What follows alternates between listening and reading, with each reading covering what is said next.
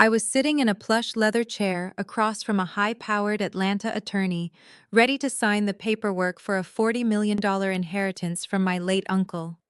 I was literally reaching for my phone to call my husband Marcus to share the life-changing news when the attorney slid a heavy file across the desk. "Ma'am," he said, his voice dropping to a cautious whisper. "Our records show your divorce was finalized 2 months ago in Fulton County." I froze. I was currently living with a man who had secretly legally divorced me. I did not scream. I did not cry. I just smiled, realizing he had just legally forfeited any right to my new $40 million fortune. Before I tell you exactly how I destroyed his entire world, let me know where you are watching from in the comments below. Hit like and subscribe if you love seeing greedy people fall into their own traps. My name is Maya, and at 34 years old, I thought I had a solid marriage. Marcus and I lived in a beautiful, sprawling home in Buckhead, the affluent heart of Atlanta. He was a financial broker, managing a lucrative investment fund, while I ran a boutique public relations firm. For years, I endured his elitist family, who constantly reminded me that my business was nothing but party planning compared to their corporate empires. I swallowed their thinly veiled insults to keep the peace, believing Marcus loved me enough to make it worth the trouble. That illusion shattered completely in the office of Elias Sterling, the attorney handling my late Uncle Harrison's estate. Uncle Harrison was a quiet man who had invested heavily in early software patents. When he passed, he left the bulk of his quiet fortune to me, his favorite niece. Elias had called me in to finalize the transfer of $40 million. He was conducting a standard background check to establish my marital status for the trust documents when his face went completely pale. He turned his computer monitor toward me. It was a digital copy of a court decree from the state of Georgia. It stated that my marriage to Marcus Caldwell was officially dissolved. The date of the judge's signature was exactly 60 days ago. My breath caught in my throat. I told Elias there must be a clerical error. I told him I made breakfast for my husband that very morning. We shared a bed last night. There were no arguments, no separation, and absolutely no divorce papers ever handed to me. Elias clicked through the digital file, pulling up a specific document called a waiver of service. In the state of Georgia, if both parties agree to an uncontested divorce, the responding spouse can sign a waiver of service to bypass the formal serving of court papers. Elias printed the document and handed it to me. There at the bottom of the page was my signature. It was a spectacular forgery, mimicking the exact loop of my cursive, but it was absolutely not mine. As I stared at the forged ink, a profound sense of clarity washed over me. Marcus had orchestrated a secret divorce right under my nose. He had faked my consent to dissolve our marriage quietly and swiftly. But to file this document, he needed a notary public to verify the fake signature.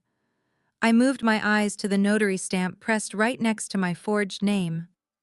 The name on the stamp belonged to a woman I recognized instantly. She was the executive assistant at a real estate firm owned by Trent. Trent was my sister-in-law's husband. He was a wealthy, arrogant, white real estate developer who had married into Marcus's prominent African-American family and immediately appointed himself the gatekeeper of their wealth. Trent had always looked down on me, making snide remarks about my middle-class background at every family Thanksgiving. He constantly told Marcus that he needed a wife who understood high finance, not a girl who planned charity galas for a living. Seeing the notary stamp from Trent's office was the missing puzzle piece. Trent had helped Marcus falsify the legal documents. They had conspired together to forge my signature, bypass the legal waiting periods, and grant Marcus a secret divorce. Elias watched me closely, waiting for the inevitable breakdown. He handed me a box of tissues, expecting tears and hysterics. But the tears never came. Instead, my mind began calculating. I asked Elias a very specific question regarding Georgia marital property laws. I asked him what would happen to the $40 million if Marcus and I were still legally married today. Elias explained that while inheritance is generally separate property, Marcus could have easily tied it up in brutal, prolonged litigation by claiming commingled assets, demanding portions of the interest, or using it to leverage other marital properties during a divorce settlement. Then I asked Elias what happens to the money now, given that the divorce was officially finalized 2 months before the inheritance was dispersed. Elias leaned back in his chair, a slow smile spreading across his face as he realized what I was getting at. He told me that because Marcus had rushed the secret divorce to completion 60 days ago, Marcus had absolutely zero legal standing to claim a single penny of my uncle's estate. By cutting me off illegally and secretly, Marcus had completely isolated himself from the biggest financial windfall of our lives. I slid the forged document back across the heavy oak desk. I told Elias to lock down the $40 million immediately.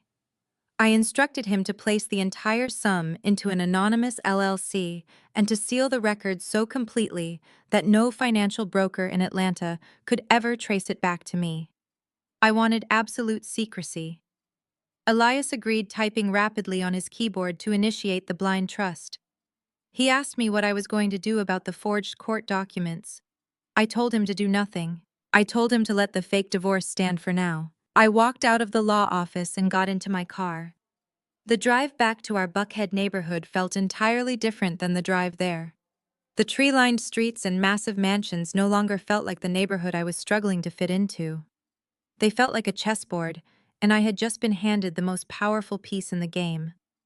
I thought about Marcus's behavior over the last few weeks. He had been overly cheerful, buying me small gifts, encouraging me to take weekend trips with my friends. I had thought he was just being a loving husband. Now I knew he was just keeping me distracted while he finalized his exit strategy and likely prepared to evict me from our home. I was treating me like a houseguest who had overstayed her welcome. I pulled into the winding driveway of our house, the house Marcus had always proudly claimed his investment fund paid for. I sat in the car for a moment, practicing my facial expression in the rearview mirror. I needed to look completely normal. I needed to be the naive, dedicated wife who thought she was coming home to her loving husband. I took a deep breath, grabbed my purse, and unlocked the heavy mahogany front door. The house was unnervingly quiet. I set my keys on the entryway table and slipped off my heels, walking silently on the hardwood floors toward the back of the house. I heard the faint sound of hushed giggling coming from the kitchen. As I rounded the corner, I stopped dead in my tracks. Marcus was standing near the marble kitchen island. His arms were wrapped tightly around the waist of a beautiful blonde woman I had never seen before. She had her hands buried in his hair, laughing softly as he kissed her neck. The sound of my purse hitting the floor broke the silence. Marcus's head snapped up. The color drained from his face instantly as he shoved the woman away from him so forcefully she stumbled against the counter. He stared at me, his eyes wide with pure panic, completely unaware that the woman catching him in the act was no longer his wife, but a newly minted multimillionaire who was already plotting his absolute destruction. Marcus scrambled backwards so fast his expensive loafers slipped on the polished marble floor. He shoved the blonde woman away with such force that her hips slammed into the edge of the kitchen island. The panic in his eyes was absolute. He looked like a deer caught in the headlights of an oncoming freight train. But before he could even open his mouth to stutter a pathetic excuse, his corporate survival instincts kicked in. He smoothed the front of his custom-tailored shirt, let out a loud, artificial laugh, and reached for the blonde woman's arm, pulling her back into a professional stance. "Maya, baby, you startled us." Marcus stepped forward with a wide, breathless smile. He gestured to the woman who was currently staring at the floor, her face flushed a deep, guilty crimson. "This is Sienna. She is the new event coordinator I hired to help you with the family dinner tonight. We were just celebrating because she managed to secure that vintage wine my mother loves at the absolute last minute. She tripped on the rug and I was just catching her." It was the most insulting, poorly constructed lie I had ever heard in my entire life. I could literally smell Sienna's cheap vanilla perfume mixing with the scent of Marcus's expensive cologne from across the room. Her lipstick was smeared, and her breathing was ragged. A week ago, I would have screamed. I would have thrown the crystal vase on the counter straight at his head. I would have demanded answers, cried until my lungs burned, and begged him to explain why I was not enough. But I was not the same woman who had left this house 3 hours ago. That woman was a devoted, naive wife. The woman standing in the kitchen right now was a legally single multimillionaire who knew her ex-husband was actively trying to destroy her. I let a soft, warm smile spread across my face. I looked directly into Sienna's terrified blue eyes, and then shifted my gaze to Marcus. I stepped forward and gently placed my hand on his chest, right over his racing heart. That is so incredibly thoughtful of you, Marcus. I beamed, smoothing his lapel. I was actually stressing about the wine all morning. Thank you so much, Sienna. You really saved the evening. You can go ahead and head out now. I can handle the rest of the preparations. Sienna looked like she had just seen a ghost. She grabbed her designer handbag from the counter, mumbled a barely coherent apology, and practically sprinted out the back door. Marcus exhaled a heavy sigh of relief, wrapping his arms around my waist and pressing a kiss to my forehead. He praised me for being such an understanding wife, completely oblivious to the fact that I was mentally cataloging every single item in this house that I was about to strip away from him. 2 hours later, the doorbell rang, signaling the arrival of my personal nightmare. I opened the door to find my mother-in-law, Beatrice, standing on the porch, draped in an excessive amount of gold jewelry that clanked together when she moved. She did not greet me. She simply thrust her heavy wool coat into my arms like I was the hired help and marched straight toward the dining room. Right behind her was Chloe, Marcus's spoiled younger sister, trailing closely beside her husband Trent. Trent was a wealthy white real estate developer who had married into this prominent African-American family 5 years ago. From the moment he put a ring on Chloe's finger, he had operated under the delusion that he was the white savior of the Caldwell legacy. He carried himself with a sickening level of arrogance, constantly acting as if his presence elevated their social standing. Beatrice and Marcus tolerated his blatant disrespect solely because Trent's real estate firm managed a massive chunk of their investment portfolio. I handed Trent his coat, and he did not even look at me. He walked straight to my car cart and poured himself a glass of Marcus's most expensive scotch without asking. We sat down at the long dining table. I had prepared a lavish spread, but Beatrice immediately began her usual routine of psychological warfare. She picked at her roasted asparagus, sighing loudly. The meat is a bit overdone, Maya. Marcus is accustomed to prime cuts prepared medium rare. I suppose you do your best with the middle-class recipes you grew up with, but you really should let me hire a private chef for you. We always worried when Marcus brought home a girl without a trust fund, but you do try so hard to fit in. I smiled placidly and took a sip of my water. Thank you for the feedback, Beatrice. I will definitely keep that in mind. My lack of a defensive reaction seemed to irritate her, but Trent quickly stole the spotlight. He leaned back in his chair, swirling his scotch, and began bragging about his latest commercial property acquisitions. He talked over Marcus, interrupting him twice to correct his financial terminology. Marcus swallowed the disrespect, nodding along like a subordinate rather than a brother-in-law. When Trent finished boasting about his wealth, his pale eyes locked onto me across the table. You know, Maya, you are incredibly lucky. Trent smirked, his voice dripping with condescension. I tell Chloe all the time, this family needed my real estate vision to carry the Caldwell legacy into the modern era. But Marcus does his part, holding the line. If it were not for Marcus and his investment fund, do you honestly think your little event planning parties could pay the electric bill for a mansion like this in Buckhead? You hit the jackpot marrying into this family. You really hit the jackpot. The dining room went dead silent. Chloe let out a sharp, mocking laugh behind her wine glass. Beatrice looked entirely too pleased with the insult. I turned my head slowly to look at Marcus. This was his house. I was his wife. This was the moment a real man would stand up, demand respect for his partner, and put his arrogant brother-in-law in his place. Marcus let out a weak chuckle and placed his hand over mine on the table. Now Trent, be nice to her. Marcus said, his tone patronizing and dismissive. Her little charity galas keep her busy during the day. It gives her a sense of purpose. It is cute. He did not defend me. He agreed with them. He sat there and let a man disrespect me in my own dining room because to Marcus, I was just a placeholder. A naive, financially dependent prop that he was already in the process of discarding. I did not throw my drink in Trent's face. I did not scream at Marcus.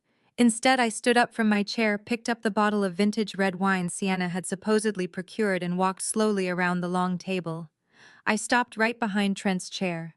I leaned over my face inches from his ear and poured the dark red liquid perfectly into his glass without spilling a single drop. "You are absolutely right, Trent," I said, my voice smooth as silk, echoing clearly in the quiet room. "I am so incredibly lucky. I am deeply grateful for everything Marcus is doing behind the scenes. More grateful than any of you could possibly imagine." Trent smirked, taking a long sip of his wine, thoroughly satisfied that he had put the poor working-class wife back in her place. Marcus beamed with pride, completely oblivious to the lethal irony in my words. They all thought they had broken my spirit. They thought I was finally submitting to my role at the bottom of the family hierarchy, as dessert was being served. Marcus excused himself to go to the restroom. He stood up in a hurry, leaving his phone sitting face up on the edge of the marble kitchen island, just a few feet away from the dining table. I stood up to clear the dinner plates, humming softly to myself. I walked past the kitchen island and glanced down, just as the screen of Marcus's phone lit up brilliantly in the dim light. It was a text message notification. The sender's name on the screen read, Trent. I looked over my shoulder. Trent was still sitting at the dining table, typing casually on his phone, hidden under the tablecloth, secretly texting Marcus while sitting right in front of me. I looked back down at the glowing screen on the counter and read the preview of the message. "Money transferred to your offshore account. The deed to the Buckhead house has officially been moved into my company's name. Congrats on being a free bachelor, man. Remember you promised to go wedding dress shopping with Sienna next week. She is driving me crazy about it." I stared at the glowing letters until the screen faded to black. Sienna was not an event planner. Sienna was the fiancée. Trent had not just helped Marcus forge my divorce papers. He was actively helping him hide marital assets, draining Marcus's accounts into offshore funds, and transferring the deed of the very house I was standing in to his own real estate company, so I could not claim it. They were systematically stripping away every single asset Marcus owned to ensure that when I finally found out about the divorce, I would be thrown out onto the street with absolutely nothing. I picked up a stack of dirty dinner plates, my reflection catching in the dark window pane of the kitchen. I smiled at my reflection. They wanted to play a game of hidden assets and secret contracts. They wanted to see who could be the most ruthless. They had no idea that I held a $40 million loaded gun, and they had just given me the perfect excuse to pull the trigger. I cleared the rest of the dining table with practiced efficiency, while the booming laughter of Trent and Marcus echoed from the adjoining living room. I stacked the expensive china, keeping my face entirely blank. I could hear the clinking of bourbon glasses and the sound of my supposedly loving husband agreeing with every condescending remark his white brother-in-law made about my background. Before I could carry the tray to the sink, a heavy hand clamped down on my shoulder. I turned to see Beatrice standing dangerously close, the heavy gold bracelets on her wrists rattling as she crossed her arms. She looked me up and down, her eyes narrowing as they took in my simple silk dress. She let out a sharp, dismissive sigh that sounded loud over the running water of the kitchen faucet. "That dress is entirely inappropriate for a Caldwell family dinner, Maya," she whispered sharply, her tone laced with absolute venom. "Did you buy that off a clearance rack? You look like one of the caterers you manage." I kept my hands submerged in the warm, soapy water, forcing my muscles to relax. I did not defend my outfit. I did not point out that it was a designer piece I had bought with my own hard-earned money from a successful public relations campaign. I simply lowered my eyes, playing the exact role she desperately needed me to play. "I am sorry, Beatrice," I said softly, injecting just enough defeat into my voice to satisfy her ego. "I just wanted to be comfortable while serving dinner." Beatrice leaned in closer, her expensive perfume practically suffocating me. "You need to start understanding your place in this world, Maya. Marcus is on the verge of a massive promotion. His investment fund is reaching levels that require a certain caliber of representation. He is going to be stepping into rooms with tech billionaires and generational wealth. He needs a wife of equal status. He needs a woman whose father sits on corporate boards, not a woman who spends her days organizing balloon arches for local charity runs." She was talking about Sienna. I knew it, and she knew I did not know it. Beatrice was standing in my kitchen, drinking my wine, actively preparing me to be replaced by the blonde woman I had caught Marcus kissing just hours earlier. Beatrice was fully aware of the secret divorce. She was fully aware that Sienna was a billionaire tech heiress whose father was about to inject massive capital into Marcus's business. She was actively pushing me toward the door, trying to break my confidence so thoroughly that when Marcus finally handed me my walking papers, I would leave quietly without demanding a single dime. I looked up at my mother-in-law, widening my eyes to feign profound insecurity. "You are right, Beatrice," I said, letting a slight tremor enter my voice. "I know I do not come from your world. I just want Marcus to be happy. Whatever he needs to succeed, I will support it." A triumphant smirk spread across Beatrice's face. She patted my cheek with a condescending stiffness. "At least you know your limitations. Be a good girl and take the trash out.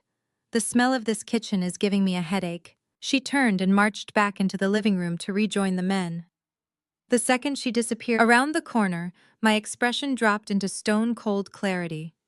I wiped my hands on a towel, grabbed the heavy black trash bag, and walked out the back door into the cool Atlanta night. I tossed the bag into the bin, but I did not go back inside. Instead, I crept along the side of our massive brick house, sticking to the shadows, until I reached the tall windows of Marcus's private home office. Marcus was paranoid about his workspace. He kept the main door locked from the inside with a biometric keypad. But he was also a creature of habit. He loved smoking his expensive cigars out by the rose bushes, and he always left the side window unlatched so he could slip back in without setting off the main house alarm. I slid my fingers under the window frame, pushed it up silently, and climbed right into the lion's den. The office was dark, lit only by the ambient glow of the streetlights filtering through the blinds. I moved straight to his sleek desktop computer. I knew he changed his password every 30 days for security, but I also knew he used the exact same formula every time. The name of his first luxury car, the current year, and a dollar sign. I typed it in rapidly. The screen unlocked, bathing my face in a bright blue light. I pulled a high-capacity flash drive from my pocket and jammed it into the USB port. My hands flew across the keyboard, bypassing his general files and digging straight into the hidden encrypted folders he kept buried under layers of fake client reports. As the progress bar on my screen began transferring gigabytes of data, I started opening individual files. What I saw made my blood run ice cold. Marcus was not just a cheating husband. He was a financial fraud on the brink of absolute ruin. The successful investment fund he constantly bragged about to Trent and Beatrice was a sinking ship. He had made catastrophic bets on commercial real estate that tanked, and his fund was currently bleeding millions. But Marcus had a plan, and the files laid it out perfectly. A folder labeled Project Sienna contained the entire blueprint. Sienna's father was not just a tech billionaire. He was looking to acquire distressed assets to offset his own tax liabilities. Marcus was essentially selling himself to Sienna's family to secure a massive financial bailout. But to make the deal work, Marcus had to look like a clean investment. I opened an email chain between Marcus and Trent. Trent, the arrogant white savior of the family, was the mastermind behind the financial shell game. Trent was using his real estate firm to help Marcus quietly transfer all the toxic, worthless debt from the investment fund into a separate holding company. Then it hit me. The sheer ruthless brilliance of his secret divorce. If Marcus had stayed married to me, marital property laws in Georgia would have dictated that we share our assets and our debts. If he had filed for a standard contested divorce, a judge would have dug into his financials, uncovered the toxic debt, and Marcus would have been forced to saddle me with millions of dollars in liabilities to save himself. But Marcus did not want a messy trial. He did not want financial discovery. I wanted a clean break so he could marry Sienna next month with zero legal attachments to his past failures. By forging my signature on the waiver of service and pushing through a secret, uncontested divorce, Marcus thought he was protecting his new clean money from me. He thought he was leaving me with nothing. He had no idea that by legally severing our ties 2 months ago, he had legally severed his right to the $40 million currently sitting in my name. His attempt to leave me destitute had actually saved me from his toxic debt and protected my entire inheritance from his greedy hands. I kept scrolling as the files copied. I found the wedding plans, invoices for a private villa in Lake Como, Italy, deposits for a custom bridal gown, receipts for a $2 million engagement ring paid for using funds funneled directly from the joint savings account I had contributed to for 5 years. He was using my hard-earned public relations money to fund his Italian wedding to his billionaire mistress. The flash drive pinged, signaling the transfer was complete. I yanked it out, closed all the windows, and shut down the computer, just as I heard the heavy, muffled footsteps of Trent walking down the hallway toward the office door. I slipped back out the window, sliding it shut silently, just as the doorknob turned. I stood in the cool night air, clutching the flash drive so tightly the plastic dug into my palm. I had the debt. I had the fraud. I had the emails. I had the blueprint to completely dismantle the Caldwell family piece by piece. I walked back into the house through the kitchen door, pouring myself a fresh glass of water, acting as if I had just returned from taking out the garbage. The rest of the evening passed in a blur of fake smiles and polite nods. When Beatrice and Trent finally left, Marcus kissed me on the cheek, told me he was exhausted from work, and went straight to sleep in our bed. I lay awake next to him the entire night, staring at the ceiling, feeling the cold, hard metal of the flash drive hidden safely inside my pillowcase. The next morning, the Atlanta sun streamed brightly into the kitchen. I was standing at the counter brewing a pot of expensive espresso when Marcus walked in. He was freshly showered, smelling of mint and cedar, whistling a cheerful tune. He looked like a man who did not have a single care in the world. He walked over to the granite island, poured himself a cup of coffee, and set a thick manila envelope down right next to my hand. He leaned against the counter, flashing me that charming, dimpled smile that used to make my heart skip a beat. "Hey, baby," he said, his voice smooth and casual. "Trent sent over some paperwork this morning regarding the real estate portfolio. With the new promotion coming up, his legal team wants to restructure how we hold the deed to the house and a few of the investment accounts." He slid a multi-page document out of the envelope and pushed it toward me. Across the top in bold black letters, it read, "Property Agreement Contract." It was a post-nuptial agreement. Trent had drafted a document that essentially stated, "I willingly surrendered all rights to the Buckhead Mansion, all claims to Marcus's investment fund, and waived my right to any future spousal support." It was the final nail in the coffin. They were trying to get me to legally sign away the house before I found out we were already divorced, ensuring I could never try to claim it as a marital asset later. Marcus picked up a sleek silver pen and held it out to me.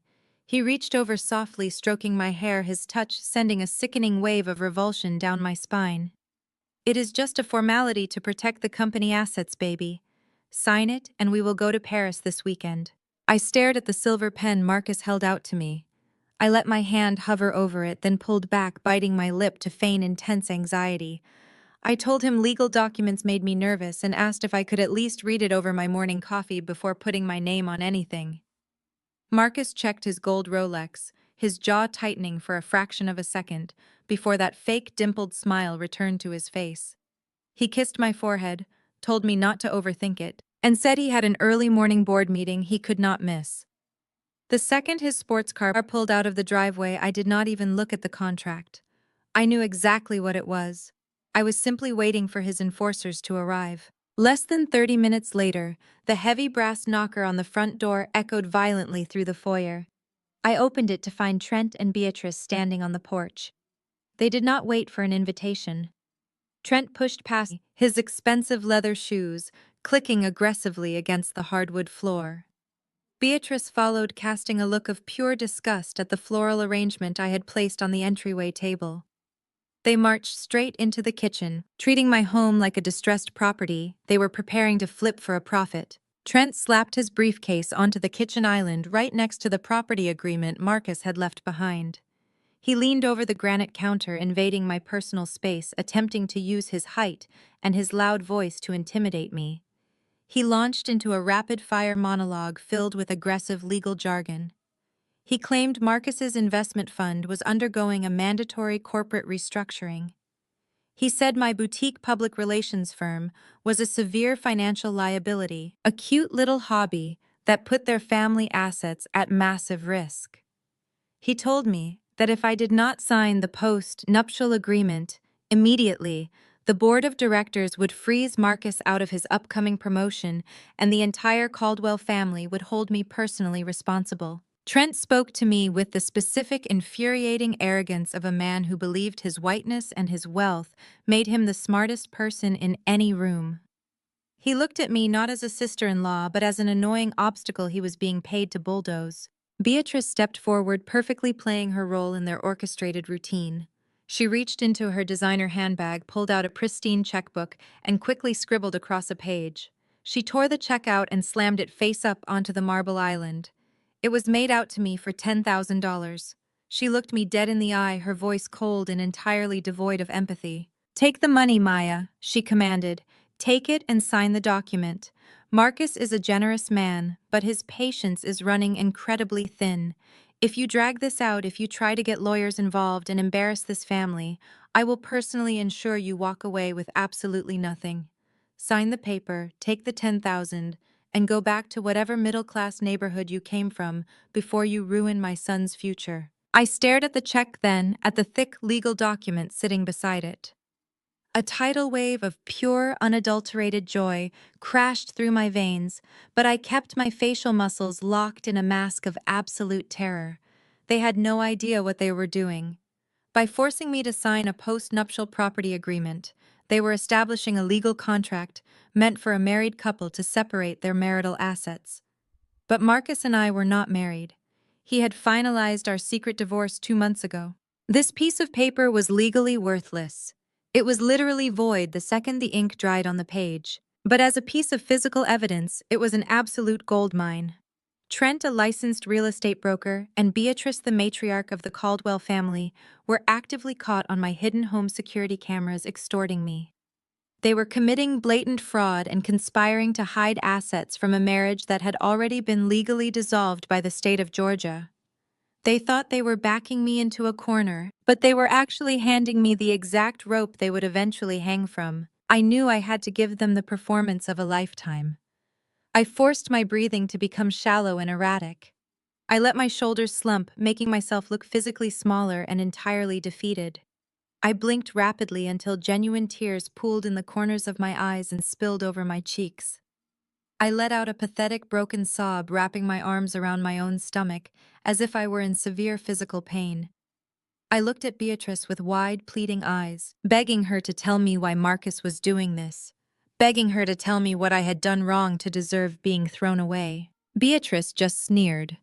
She crossed her arms, completely unmoved by my display of heartbreak, and pointed a manicured finger sharply at the signature line at the bottom of the page. I picked up the silver pen with a violently shaking hand. I let a single tear drop directly onto the thick parchment paper, smudging the black text slightly as I signed my name at the bottom of the final page. I dropped the pen and covered my face with my trembling hands and let out another devastating sob. I was crying loudly, but behind my hands I was smiling so hard my cheeks physically ached. Trent snatched the document off the counter so fast he nearly tore the paper in half. He inspected the signature, a triumphant, predatory smirk spreading across his pale face. He carefully slid the contract into his leather briefcase and snapped it shut. He reached out and patted my shoulder with mocking condescension. "Good girl, Maya," Trent said, his voice dripping with victory. "Pack your bags this weekend. I am sending my property managers to lock down the house and change all the security codes on Monday morning. You do not want to be here when they arrive." He grabbed his briefcase and he and Beatrice walked out the front door without saying another word, leaving the $10,000 check sitting abandoned on the counter. I wiped the fake tears from my face, my posture straightening instantly. I walked calmly to the front window in the living room and pulled the sheer curtain back just a fraction of an inch. I watched Trent stand on my driveway in the bright morning sunlight. He pulled his cell phone from his pocket, dialed a number, and pressed the phone to his ear, throwing his head back and laughing loudly. I could read his lips perfectly through the glass. "It is done. The idiot signed it." I let the sheer curtain fall back into place against the window pane. I had exactly 3 hours before Marcus would inevitably send someone to change the locks, just like Trent had advised him. I walked upstairs to the sprawling master bedroom and pulled a single scuffed duffel bag from the back of the walk-in closet. I did not pack the designer gowns Marcus had purchased for me to wear to his corporate galas. I did not take the expensive jewelry Beatrice had gifted me with those backhanded compliments about how it might distract people from my unruly hair. I packed only what I had bought with my own public relations income: jeans, comfortable sweaters, my business suits, and my laptop. I left the $10,000 check sitting right there on the granite kitchen island. Taking it would imply a settlement. Leaving it meant they had simply stolen my time. I walked out the front door, feeling the heavy Georgia heat wash over me, and drove my modest sedan straight out of the gated Buckhead community. I was leaving behind a mansion, but I felt like I had just broken out of a maximum security prison. My first stop was Elias Sterling's downtown office. The air conditioning inside the high-rise building was freezing, a sharp contrast to the blistering heat outside. Elias was waiting for me in his private conference room, two thick leather-bound folders resting on the mahogany table. He poured me a glass of sparkling water and slid the first folder across the polished wood. "The wire transfers cleared an hour ago," Elias said, his voice laced with deep professional satisfaction. "The full $40 million from your uncle's estate is now legally secured inside Apex Holdings LLC. You are the sole managing director. Because the entity is completely blind, your name is nowhere on the public registry. To the outside world, Apex Holdings is just another ruthless corporate conglomerate backed by private equity." I stared at the bank statement inside the folder. A4 followed by 7 zeros. It was a staggering amount of power printed in simple black ink. I traced my finger over the numbers, thinking about how desperately Marcus was scrambling to secure a fraction of this amount by marrying Sienna. I closed the folder and looked up at Elias, sliding the encrypted flash drive across the table. I told him it was time to go shopping. I could have easily checked into the presidential suite at the Four Seasons. I could have bought a penthouse in Midtown with straight cash. Instead, I drove to a dilapidated apartment complex on the industrial outskirts of Atlanta. The paint was peeling off the exterior walls in large gray flakes, and the elevator in the lobby was permanently out of service. I rented a cramped, dimly lit studio apartment on a month-to-month lease. It smelled faintly of bleach and stale smoke. I dragged my duffel bag inside and sat down on the lumpy mattress of the furnished bed. I messed up my hair, pulling strands loose from my usually perfect bun. I wiped off my makeup until I looked completely exhausted, letting the dark circles under my eyes show clearly. I held up my phone and took a selfie, making sure the cracked paint on the wall and the cheap stained curtains behind me were perfectly visible in the frame. I opened my social media and posted the photo with a vague, melancholic caption about new beginnings being the hardest part of the journey. I knew exactly what I was doing. My career in public relations had taught me that controlling the narrative was everything. Marcus, Beatrice, Trent, and Chloe operated entirely on optics and social hierarchy. They needed to believe they had ruined me. If I disappeared quietly, they would get suspicious. If I paraded around in luxury, they would panic and investigate. But if I played the role of the broken, destitute ex-wife forced into sudden poverty, they would become so blinded by their own arrogance that they would never see the financial guillotine swinging right above their necks. The next morning, the real work began. I sat at the chipped formica table in my cheap apartment, setting up a secure video call with Elias. We pulled up the hard drive data I had copied from Marcus's home office. Marcus and Trent were desperately trying to offload millions of dollars in toxic commercial real estate debt to clean up Marcus's portfolio before his wedding to Sienna. Trent had developed several massive commercial strip malls that had completely failed, and Marcus had illegally used his clients' investment funds to finance them. Now they were bundling these bad loans and trying to sell them off to vulture funds for pennies on the dollar just to get the massive liabilities off their books. I instructed Elias to use Apex Holdings to buy it all. Every single bad loan, every defaulted commercial mortgage, every toxic asset Trent had bundled for Marcus. Elias executed the trades through a labyrinth of proxy buyers and shell companies. We bought their debt at an incredible discount because they were absolutely desperate to liquidate. Trent and Marcus thought they were dumping their financial garbage on some nameless overseas investment firm. They thought they were clearing their ledgers and saving themselves from federal fraud investigations. They had absolutely no idea that they had just handed the total sum of their financial liabilities directly to me. I was no longer just the woman they threw away. I was now their primary creditor. I literally owned their debt, which meant I owned their entire future. By late afternoon, Elias confirmed the final transaction had cleared the banking system. Apex Holdings now controlled 51% of Trent's outstanding commercial liabilities. One simple demand for immediate payment, and his entire arrogant real estate empire would crumble into dust, taking Marcus's investment fund down, right along with it. I leaned back in my cheap plastic chair, taking a sip of instant coffee, feeling a level of satisfaction that no expensive champagne could ever match. I had the power to destroy them with a single phone call, but I was not going to make it easy for them. I wanted them to climb to the very top of their social pedestal before I kicked the ladder out from under them. My phone buzzed on this table, vibrating against the cheap Formica. I picked it up to see a notification from my social media account. My miserable-looking selfie from the day before had gained a massive amount of traction. People from my old public relations circles were leaving sympathetic comments asking if I was okay, offering to take me out for drinks to talk. But one comment stood out at the very top of the feed, pinned by its sheer malicious audacity. It was from Chloe, Marcus's spoiled sister and Trent's entitled wife. She had commented publicly, ensuring that every single person in our Atlanta social circle would see her words. "Oh my God," she wrote, adding a fake crying emoji. "Heard you and Marcus officially separated. That apartment looks absolutely awful. Let me know if you need me to cash app you some lunch money." The grand ballroom of the Atlanta Botanical Garden was a sea of glittering crystal and deep floral arrangements. I stood near the main entrance holding a digital tablet, directing the catering staff with precise instructions.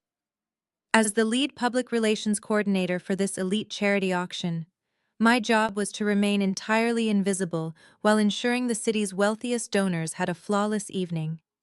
I was wearing a crisp, tailored white silk blouse and black trousers, blending in perfectly with the professional background. Then the heavy oak doors swung open, and the entire Caldwell family made their grand entrance.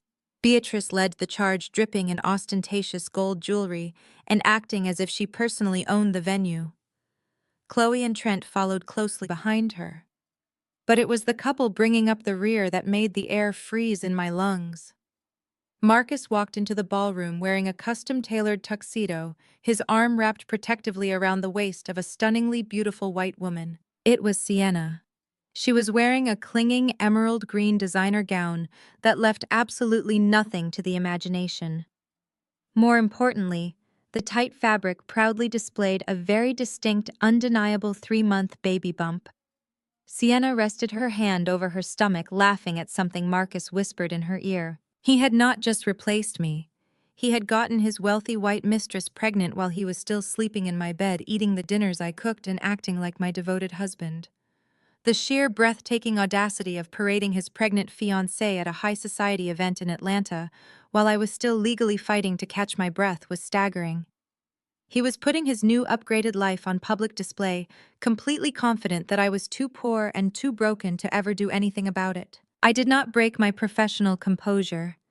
I simply tapped my tablet, instructing a waiter to take a tray of champagne to the newly arrived guests. But the moment Marcus looked up and made eye contact with me across the crowded ballroom, all the blood drained from his face. His charismatic smile vanished instantly. He leaned down, whispered something hurried to Sienna, and quickly detached himself from her side. Marcus marched straight toward me, his jaw clenched so tightly, a muscle twitched near his temple. He did not say a word. He simply grabbed my upper arm, his fingers digging into my skin with bruising force, and practically dragged me behind the heavy velvet curtains that shielded the catering preparation area from the main floor. "What the hell are you doing here?" Marcus hissed, his voice a furious, panicked whisper. "You are supposed to be hiding out in that pathetic little apartment you rented. Did you stalk me? Are you trying to cause a scene and humiliate my family in front of the mayor?" I pulled my arm out of his grip, smoothing the sleeve of my white silk blouse. "I am working, Marcus. This charity auction is managed by my public relations firm. I was hired for this event 6 months ago. You know this." Marcus ran a hand over his face, pacing like a trapped animal in the narrow space between the stainless steel catering tables. He reached into the inner pocket of his tuxedo jacket and pulled out a thick white envelope. He shoved it roughly against my chest, forcing me to take it. "There is $5,000 in cash in there." Marcus said, his tone dripping with absolute disgust. "Take it and leave through the loading dock right now. Pay one of your little assistants to manage the rest of the night. Sienna is very hormonal right now, and she is extremely sensitive to stress. If she sees you walking around here looking like a desperate abandoned ex-wife, it will completely ruin her evening. I am not going to let you sabotage my future just because you are bitter that I traded up." He actually believed his own narrative.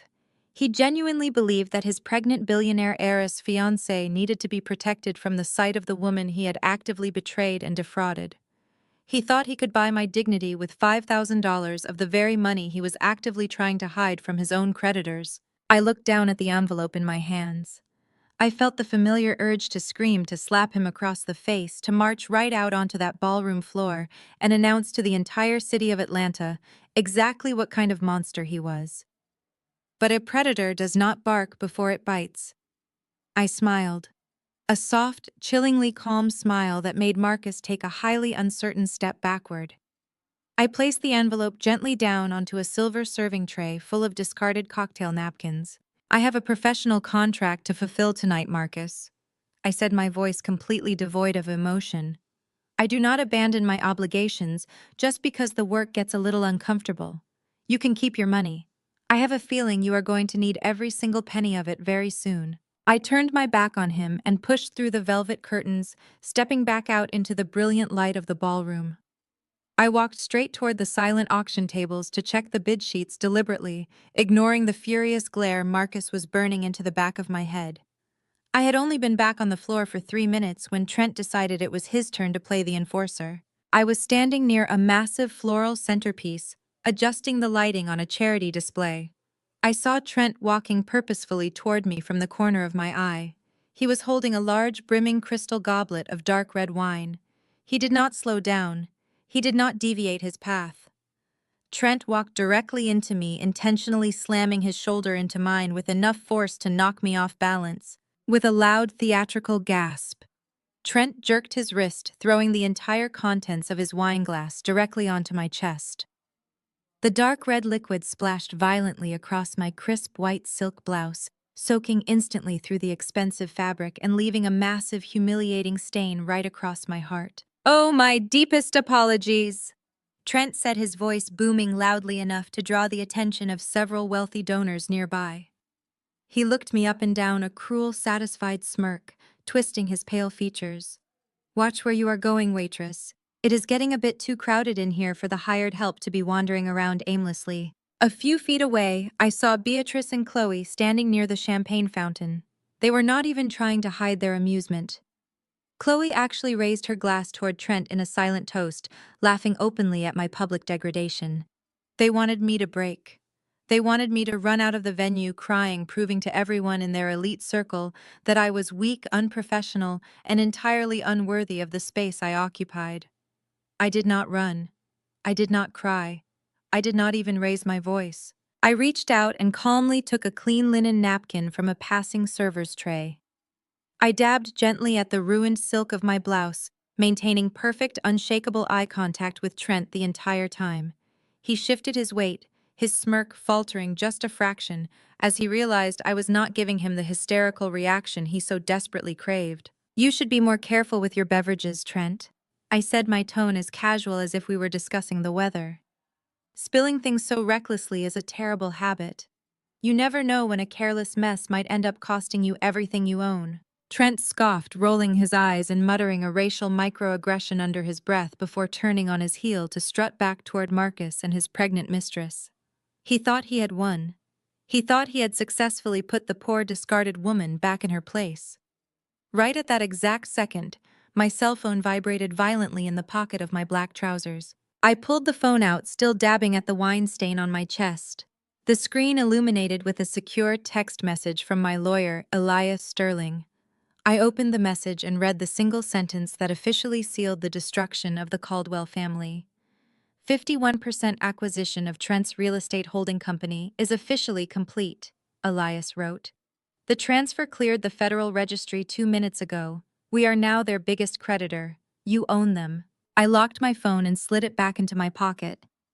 I looked across the sparkling ballroom at Trent, who was currently laughing loudly and slapping Marcus on the back. I looked at Beatrice, who was proudly introducing Sienna to the mayor's wife.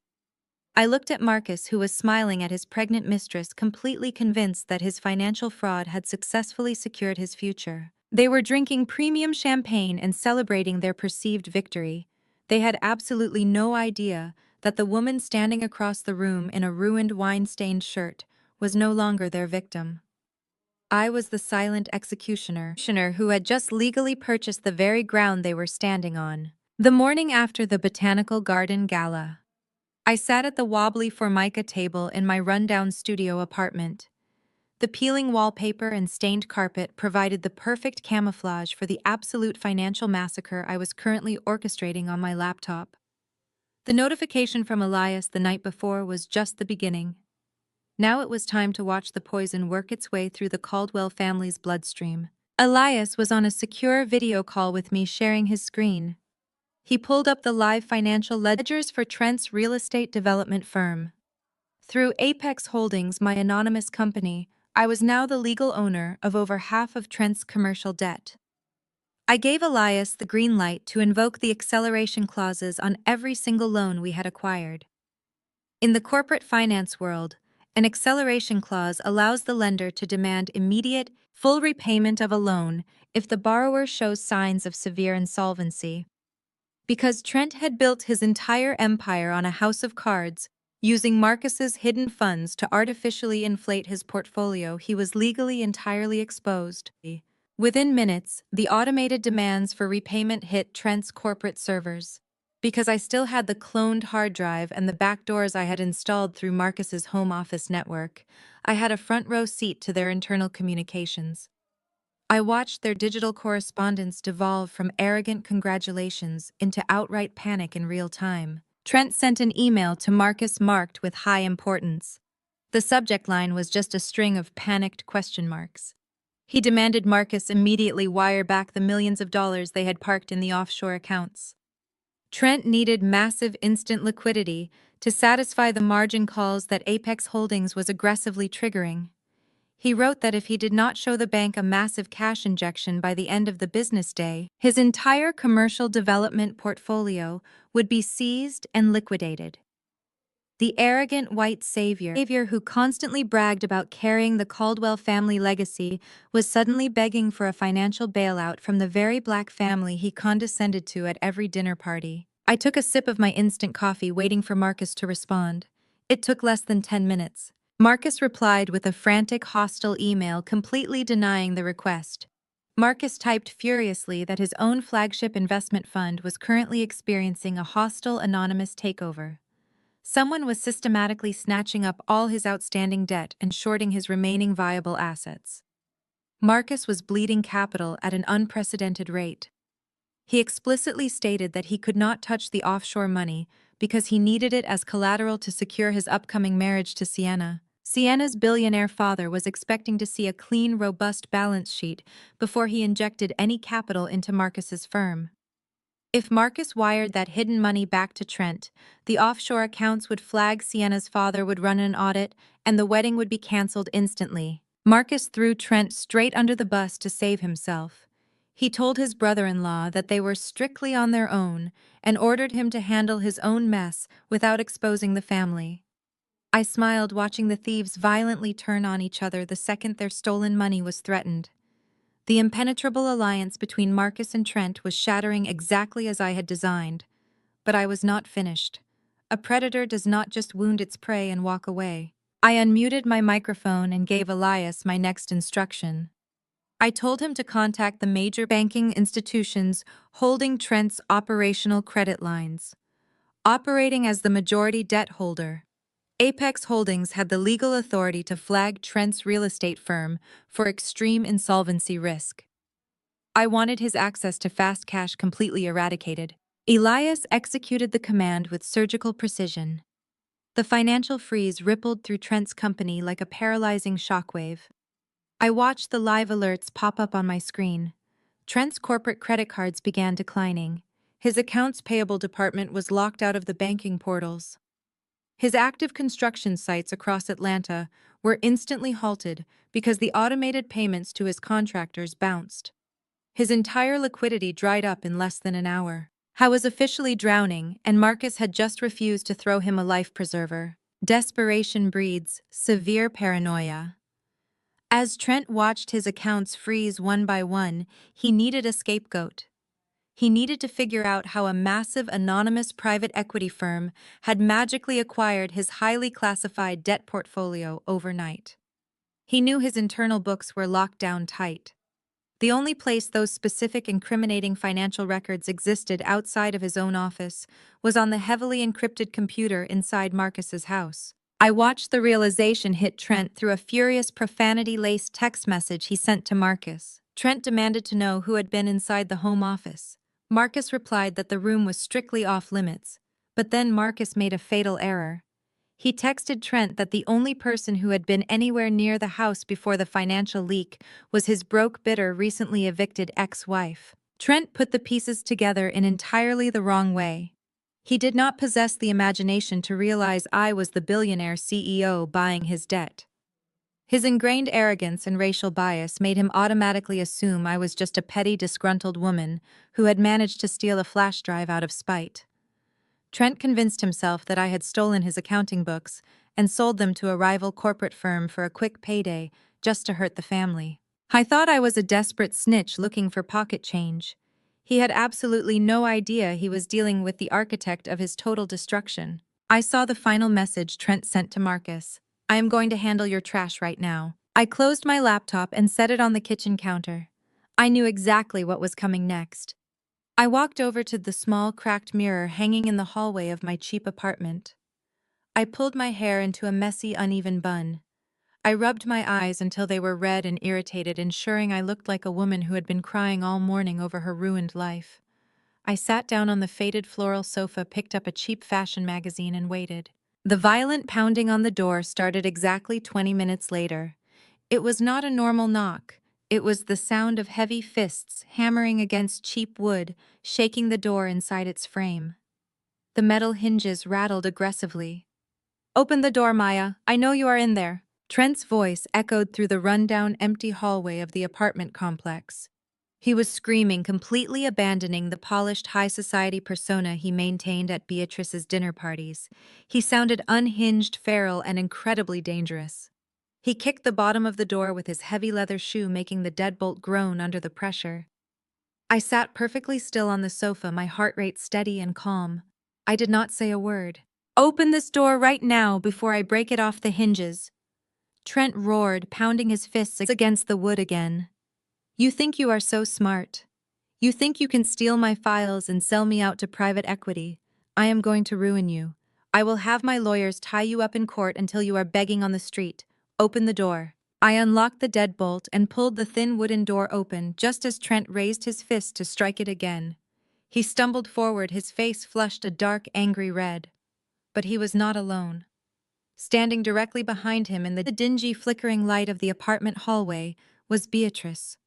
She was wearing a pristine white designer suit, clutching a silk handkerchief over her nose, as if the very air in my building might infect her with poverty. Beatrice did not wait for an invitation. She pushed past Trent and stepped right into my cramped studio. Her eyes swept over the stained carpet, the sagging sofa, and the chipped formica table. I saw a flash of supreme satisfaction cross her face. She truly believed her son had broken me. She believed this squalor was exactly what I deserved for failing to meet her elite societal standards. Trent slammed the door shut behind them. He pointed a trembling finger at my face. He started screaming that I had stolen his financial ledgers. He accused me of hacking his servers and selling his proprietary data to a rival private equity firm. He was sweating through his custom shirt, completely unhinged by the financial ruin currently choking his real estate empire. Beatrice held up a single manicured hand. Trent instantly fell silent. Even in his panic, the entitled son-in-law knew better than to cross the matriarch of the Caldwell family. Beatrice approached my small kitchen table and dropped a crisp manila folder onto the scratched surface. She reached into her designer handbag, pulled out a thick checkbook, and clicked a gold pen. We do not have time for your usual theatrics, Maya Beatrice said, her voice dripping with aristocratic disdain. The rumors surrounding your little separation from Marcus are becoming a nuisance. Sienna's father is a very traditional man. He does not like scandal. He certainly does not like hearing whispers that his future son-in-law might have abandoned a destitute wife. It makes Marcus look financially irresponsible and morally questionable. She opened the folder and slid a typed 2-page document toward me. This is a public statement drafted by my family's crisis management team, Beatrice explained smoothly. You are going to post this on all of your social media platforms immediately. You are going to send it to the local society blogs. In this statement, you take full responsibility for the failure of the marriage. You will confess that you were financially reckless, deeply unstable, and that you engaged in multiple extramarital affairs. You will state that Marcus tried everything to save you, but he ultimately had to walk away for his own well-being. I looked down at the paper. They were not just asking me to disappear. They were demanding I permanently destroy my own professional reputation to pave the way for Marcus's billionaire wedding. They wanted me to publicly brand myself as a toxic, cheating failure, so Marcus could play the role of the tragic, long-suffering hero. Beatrice uncapped her gold pen and wrote out a check. She ripped it from the ledger and placed it squarely on top of the fake confession. That is a cashier's check for $50,000, Beatrice said, lifting her chin. It is more money than a girl from your background has ever seen at one time. Take the money, Maya. Post the statement. If you do this, I will make sure Marcus does not sue you for stealing Trent's data. If you refuse, Trent will have you arrested for corporate espionage before the sun sets. Trent puffed out his chest, stepping closer to me to reinforce the threat. You hear that? You take the deal or I will personally make sure you spend the next 10 years in a federal prison. They thought they had me perfectly cornered. They thought $50,000 and an empty legal threat would make me completely surrender. I did not look at the check. I did not look at the fake confession. I slowly reached into the pocket of my jeans and pulled out my smartphone. I tapped the screen, opened my voice memo application, and pressed the bright red record button. I placed the phone face up on the table right next to Beatrice's bribe. Let me make sure I understand the terms of this arrangement perfectly, I said, making sure to project my voice clearly for the microphone. You, Beatrice Caldwell, and you, Trent, are sitting in my home offering me a $50,000 bribe. You are demanding I publish a fraudulent public statement to cover up a highly classified corporate embezzlement scheme.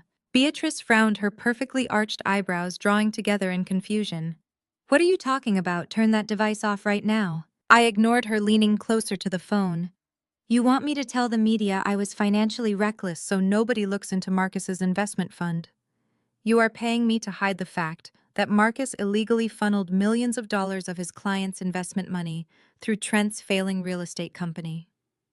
But most importantly, you are bribing me to cover up the fact that Marcus used those exact stolen corporate funds to purchase a $2 million engagement ring for his pregnant mistress, Sienna. The color drained out of Beatrice's face so fast she looked like a ghost. Her jaw dropped open. She stared at me in sheer, absolute horror. She knew Marcus was marrying Sienna for the bailout money, but she clearly had no idea he had stolen from his own clients to buy the engagement ring. She had no idea the federal crimes were that deep. Trent, however, did not freeze. Trent realized instantly that I was not guessing. I knew exact numbers. I knew the exact flow of the stolen money. He realized that the person who had bought his debt earlier that morning was not some random corporate firm. It was me, you miserable lying traitor, Trent roared. He lost his mind completely. The arrogant, composed real estate mogul vanished, replaced by a violent, cornered animal. He lunged across the small formica table, his massive hand raised high, aiming a brutal, closed fist directly at my face. He intended to knock me out and take my phone. I did not even flinch. I did not step back. Before Trent's hand could come anywhere near my face, the hollow core door to my cramped bedroom violently kicked open. Two towering men dressed in identical, impeccably tailored black suits exploded into the living room. Elias Sterling had insisted on sending private security to shadow me the second the $40 million cleared my account. He knew desperate men did desperate things. The first bodyguard caught Trent's swinging arm in midair. He gripped Trent's wrist with bone-crushing force and twisted it sharply backward. Trent let out a high-pitched shriek of absolute agony as his shoulder popped loudly out of its socket. The second bodyguard grabbed the back of Trent's expensive collar and the belt loop of his tailored trousers, with flawless, terrifying synchronization. The two massive security professionals lifted the thrashing, screaming real estate developer entirely off his feet. They marched him straight toward the open front door and quite literally threw him out of my apartment.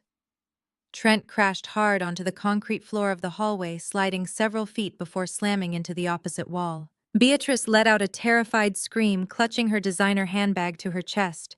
She backed away from the table, her eyes darting between me and the two giant men currently blocking her exit. She was trembling so violently, the gold bracelets on her wrists clanked together. I picked up my phone, stopped the recording, and saved the audio file to a secure cloud server. I picked up the $50,000 check and the fake confession. I walked slowly over to Beatrice, who was now backed into a corner of the dingy studio. I tucked the check and the paper directly into the front pocket of her pristine white jacket. "You can keep your pocket change, Beatrice," I said, keeping my voice incredibly soft and lethal. "You are going to need it to pay for Trent's medical bills and Marcus's criminal defense attorney. Now get out of my apartment before I have my men throw you down the stairs." Beatrice did not say a single word. She scrambled out the door, her heels clicking frantically as she ran toward Trent, who was currently groaning in pain on the dirty hallway floor. I stepped into the doorway and looked down at them both. "Oh, and Trent," I called out smoothly. "Check your email. Your corporate bank accounts have just been permanently frozen. Have a wonderful afternoon." The sound of Trent hitting the hallway floor and Beatrice scrambling away in her designer heels was the perfect symphony to end my afternoon. I locked the cheap wooden door of my decoy apartment for the final time. My phone immediately rang. It was Elias. He confirmed that Trent's corporate accounts were officially frozen. But Elias had more pressing news. Despite the financial bloodbath happening behind closed doors, Marcus was refusing to cancel the upcoming Caldwell Family Investment Fund 30th Anniversary Gala. The gala was scheduled for the following evening at the Four Seasons Hotel in Midtown Atlanta. For 3 decades, this event had been the crown jewel of the Caldwell family calendar, a night where the Black elite of Atlanta gathered to celebrate generational wealth. But this year, Marcus was using it as a desperate life raft. Elias's network of informants revealed that Marcus had hired extra security and invited every major tech investor in the city. His plan was sickeningly transparent. Marcus was going to use the 30-year legacy of his family's fund as a glittering stage to publicly propose to Sienna. He intended to trap her billionaire father into a public alliance, forcing the man to inject capital into the Caldwell Fund to save his future son-in-law from public embarrassment. Marcus thought he could just smile, hand Sienna a $2 million ring bought with stolen money, and magically erase his impending federal crimes. I thought he was still the smartest man in the room. He needed a reminder that he was no longer playing the game, he was the prey. I told Elias it was time to formally introduce Apex Holdings to the Caldwell family. I did not want an email. I did not want a legal notice. I wanted pure, undeniable psychological warfare. Within the hour, a delivery arrived at the glass double doors of Marcus's executive suite in the financial district. It was not a standard corporate gift. It was a massive 6-foot-tall funeral wreath. It was composed entirely of black roses, wilted orchids, and dark, poisonous-looking ivy. It was the kind of floral arrangement reserved for the death of an empire. The delivery men placed it directly in the center of Marcus's reception area, right where every one of his remaining panicked employees could see it. Tucked into the center of the black roses was a single thick ivory card edged in gold foil. I knew exactly what the card said because I had dictated it to Elias word for word. It read, "I will see you at the gala tomorrow night. Please have your stage prepared. It is time to transfer power." Signed, the Chief Executive Officer of Apex Holdings. Through the back doors I had installed on his network, I watched the absolute chaos that funeral wreath unleashed. Marcus completely lost his grip on reality. The security cameras in his office showed him violently kicking his heavy mahogany desk, screaming at his assistants to get the flowers out of his sight. He was already terrified because his mother had just called him sobbing hysterically about the audio recording I held, and his brother-in-law was currently sitting in an emergency room with a dislocated shoulder and a bankrupt company. Now the anonymous corporate entity that held all his debt was threatening to crash his engagement party. Marcus spent the next 10 hours burning through his last remaining shreds of capital. I tracked his outgoing calls and wire transfers. He hired 3 different private investigation firms. He contacted corporate espionage experts. He paid exorbitant, desperate fees trying to unmask the identity of the Apex Holdings CEO. He needed a name. He needed a face. He needed to know who was coming to destroy him at the Four Seasons. But Elias was a master of his craft. The LLC was buried under so many layers of blind trusts and offshore proxies that Marcus's expensive investigators hit a brick wall at every turn. Marcus was left swinging blindly in the dark, absolutely terrified of an enemy he could not see. He sent out an emergency memo to his event staff ordering them to double the security at the hotel doors and to deny entry to anyone not on the pre-approved guest list. He thought a few men with earpieces could stop a hostile takeover. As the sun set over Atlanta the night before the gala, I packed up my laptop. I did not need to sleep in the rundown studio apartment anymore. The charade of the broken, destitute ex-wife had served its purpose perfectly. I walked out of the peeling building, got into a private car Elias had sent, and told the driver to take me home. I was not talking about the house in Buckhead. I was talking about the property I had purchased entirely in cash the day the $40 million cleared my account. The car pulled up to a towering glass skyscraper in the most exclusive zip code in the city. The private elevator whisked me up to the top floor, opening directly into a massive, breathtaking penthouse. The floor-to-ceiling windows offered a panoramic, glittering view of the entire Atlanta skyline. The marble floors gleamed, and the crystal chandeliers cast a warm, powerful glow over the modern custom furniture. This was my sanctuary. This was the fortress I had built with my uncle's legacy. I walked into the master suite where my stylist had already been at work. Hanging on a velvet mannequin in the center of the massive walk-in closet was my armor for the following night. It was a custom haute couture evening gown. The silk was a deep, dangerous shade of crimson, the exact color of spilled blood. The bodice was structured and sharp, encrusted with hundreds of tiny, flawless red diamonds that caught the light like fire.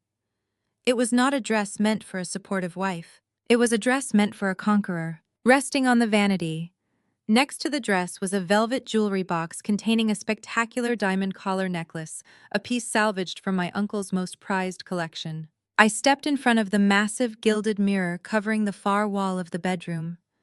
I looked at the woman reflecting back at me. The tired, anxious girl who used to shrink under Beatrice's insults was completely gone. The desperate woman who had signed a fake contract in her kitchen was dead. Standing there was the sole managing director of a ruthless financial empire. I traced my fingers over the cold, sparkling diamonds on the red silk dress. I thought about Marcus, currently sweating in his office, terrified of the phantom CEO coming to take his throne. I thought about Sienna practicing her surprised face for a proposal funded by stolen money. I smiled, a slow, predatory curve of my lips that reached all the way to my eyes. It is time to show them what $40 million looks like. The grand ballroom of the Four Seasons Hotel in Midtown Atlanta was a suffocating display of generational wealth and desperate performance. The Caldwell family had pulled out all the stops for the 30th anniversary of their investment fund. Towering centerpieces of white orchids brushed the crystal chandeliers. Waiters in crisp black tuxedos circulated with silver trays of vintage champagne. The room was packed with the city's black elite. Judges, real estate moguls, tech investors, and local politicians were all mingling, completely unaware that they were standing inside a financial slaughterhouse. I stood in the darkened vestibule just outside the main ballroom doors, listening to the muffled sound of the jazz band fading away. The program had reached its climax. Through the slight crack in the heavy oak doors, I could see Marcus standing on the brightly lit stage. He was sweating right through his custom tuxedo, though he masked it with his trademark charismatic smile. He held a microphone in one hand, delivering a passionate, entirely fabricated speech about the Caldwell legacy of integrity and financial stewardship. Standing right beside him on the stage was Sienna. She wore a clinging silver gown that proudly displayed her 3-month baby bump. She was glowing, playing the role of the blushing billionaire heiress to absolute perfection. In the front row, Beatrice sat with her posture rigid, her eyes darting nervously toward the entrance every few seconds. She was terrified that the anonymous CEO who sent the black funeral wreath would suddenly materialize and ruin her son's bailout. Trent sat next to her, his right arm bound in a heavy medical sling from where my bodyguard had dislocated his shoulder the day before. He was drinking heavily, his face pale and slick with anxious sweat. Marcus raised his free hand, signaling for the room to quiet down. He looked out at the sea of wealthy investors, specifically locking eyes with Sienna's billionaire father, who sat at a VIP table near the front. Marcus announced that the Caldwell Fund was not just celebrating 30 years of the past, but securing the promise of the future. He turned to Sienna, his voice dropping into a smooth, practiced cadence of devotion. He reached his hand into the inner pocket of his tuxedo jacket, his fingers wrapping around the velvet box containing the $2 million engagement ring he had bought with stolen corporate funds. He was about to drop to one knee. He was about to seal his fraudulent alliance and save his empire. I gave a sharp nod to the 2 towering security guards flanking the entrance. They grabbed the brass handles of the massive oak doors and shoved them open with staggering force. The heavy doors slammed against the wall with a thunderous echo that cracked through the ballroom like a gunshot. The entire room went dead silent. Hundreds of heads snapped toward the entrance simultaneously. I stepped into the brilliant, blinding light of the ballroom. I did not walk, I glided. The custom crimson silk gown flowed around me like liquid fire, the sharp, structured bodice gripping my waist. The hundreds of flawless red diamonds encrusted into the fabric caught the light of the chandeliers, throwing blinding flashes of crimson across the walls. The heavy antique diamond collar necklace resting against my collarbone radiated absolute untouchable wealth. I held my head high, my posture radiating the chilling, supreme confidence of a woman who literally owned the building they were standing in. A collective gasp rippled through the elite crowd. Whispers broke out instantly, spreading like wildfire across the tables. They recognized me. They knew I was Maya, the supposedly discarded middle-class wife who organized charity events. But the woman standing before them did not look like a public relations assistant. She looked like an empress. The sheer financial magnitude of the couture gown and the heirloom diamonds practically screamed power. On the stage, Marcus froze completely. The velvet ring box slipped from his trembling fingers, hitting the polished wooden stage with a hollow thud that echoed through the silent microphone he was still clutching. His charismatic smile vanished, replaced by an expression of pure, unadulterated horror. He looked as if a ghost had just walked into his funeral. Sienna blinked in confusion, looking from the dropped ring box to my face, entirely unsure of what was happening. In the front row, Beatrice dropped her crystal champagne flute. It shattered against the marble floor, but she did not even flinch. She was staring at the diamonds around my neck, recognizing instantly that I was wearing wealth that vastly eclipsed her entire family's net worth. Trent shrank down in his chair, instinctively gripping his injured shoulder, terrified that my bodyguards were lurking somewhere in the shadows. But it was Chloe who broke the silence. Chloe could not handle the shift in power. Her ingrained arrogance overrode whatever survival instincts she possessed. She leaped up from her chair in the second row, her face contorted with vicious indignation.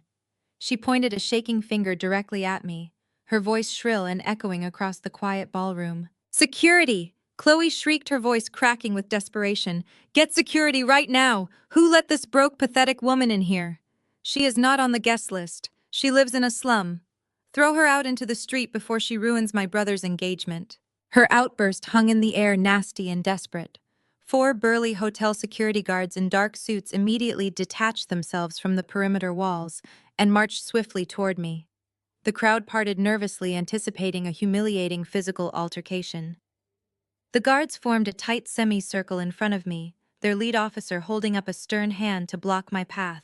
He politely but firmly informed me that this was a private corporate event and asked me to exit the premises immediately to avoid an arrest for trespassing. I did not step back. I did not raise my voice.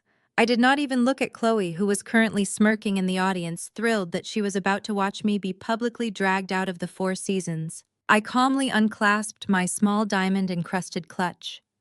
I reached 2 fingers inside and pulled out a single thick card. It was not a paper invitation.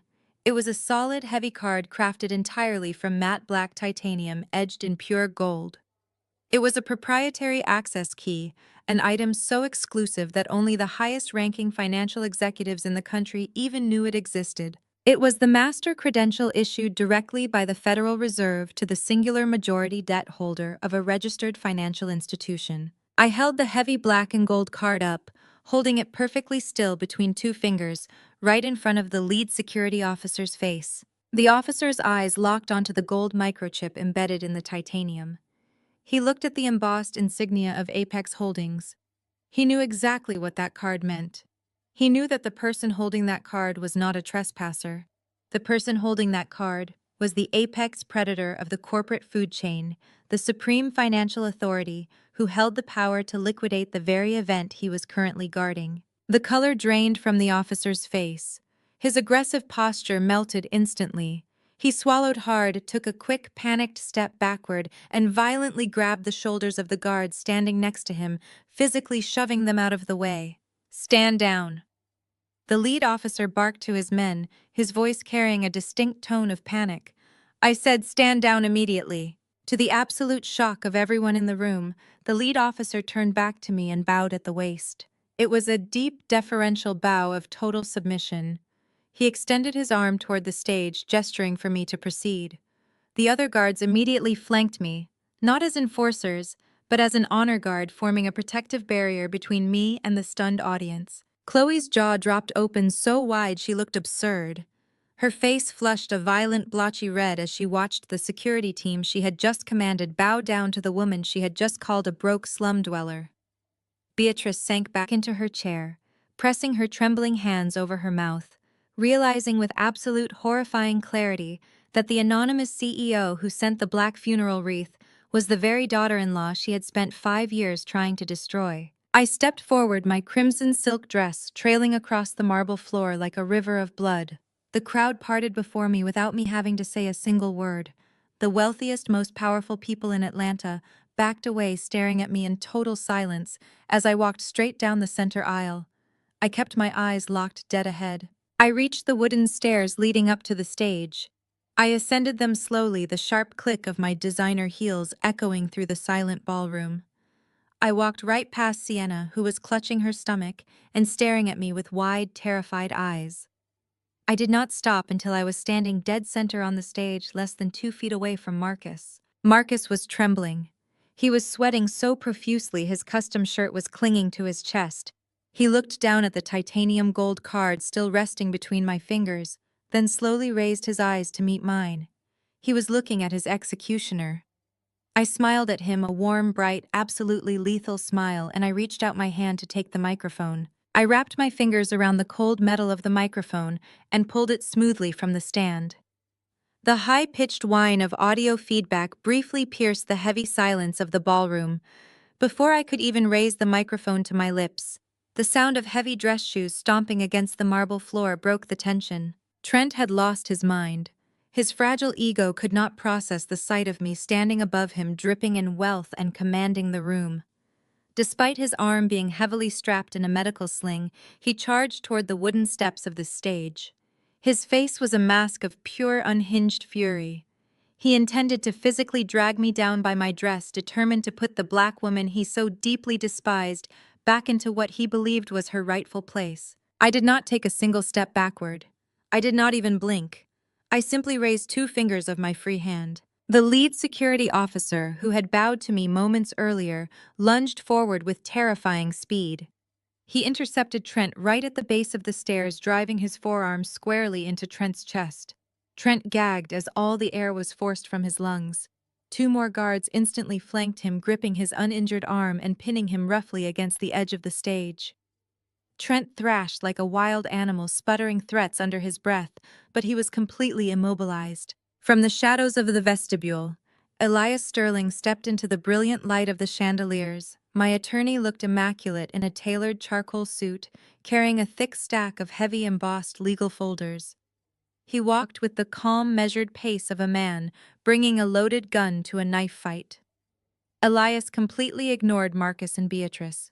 He walked straight past the Caldwell family and headed directly for the VIP tables where the board of directors and Sienna's billionaire father were seated. Elias systematically dropped a heavy folder in front of each prominent investor.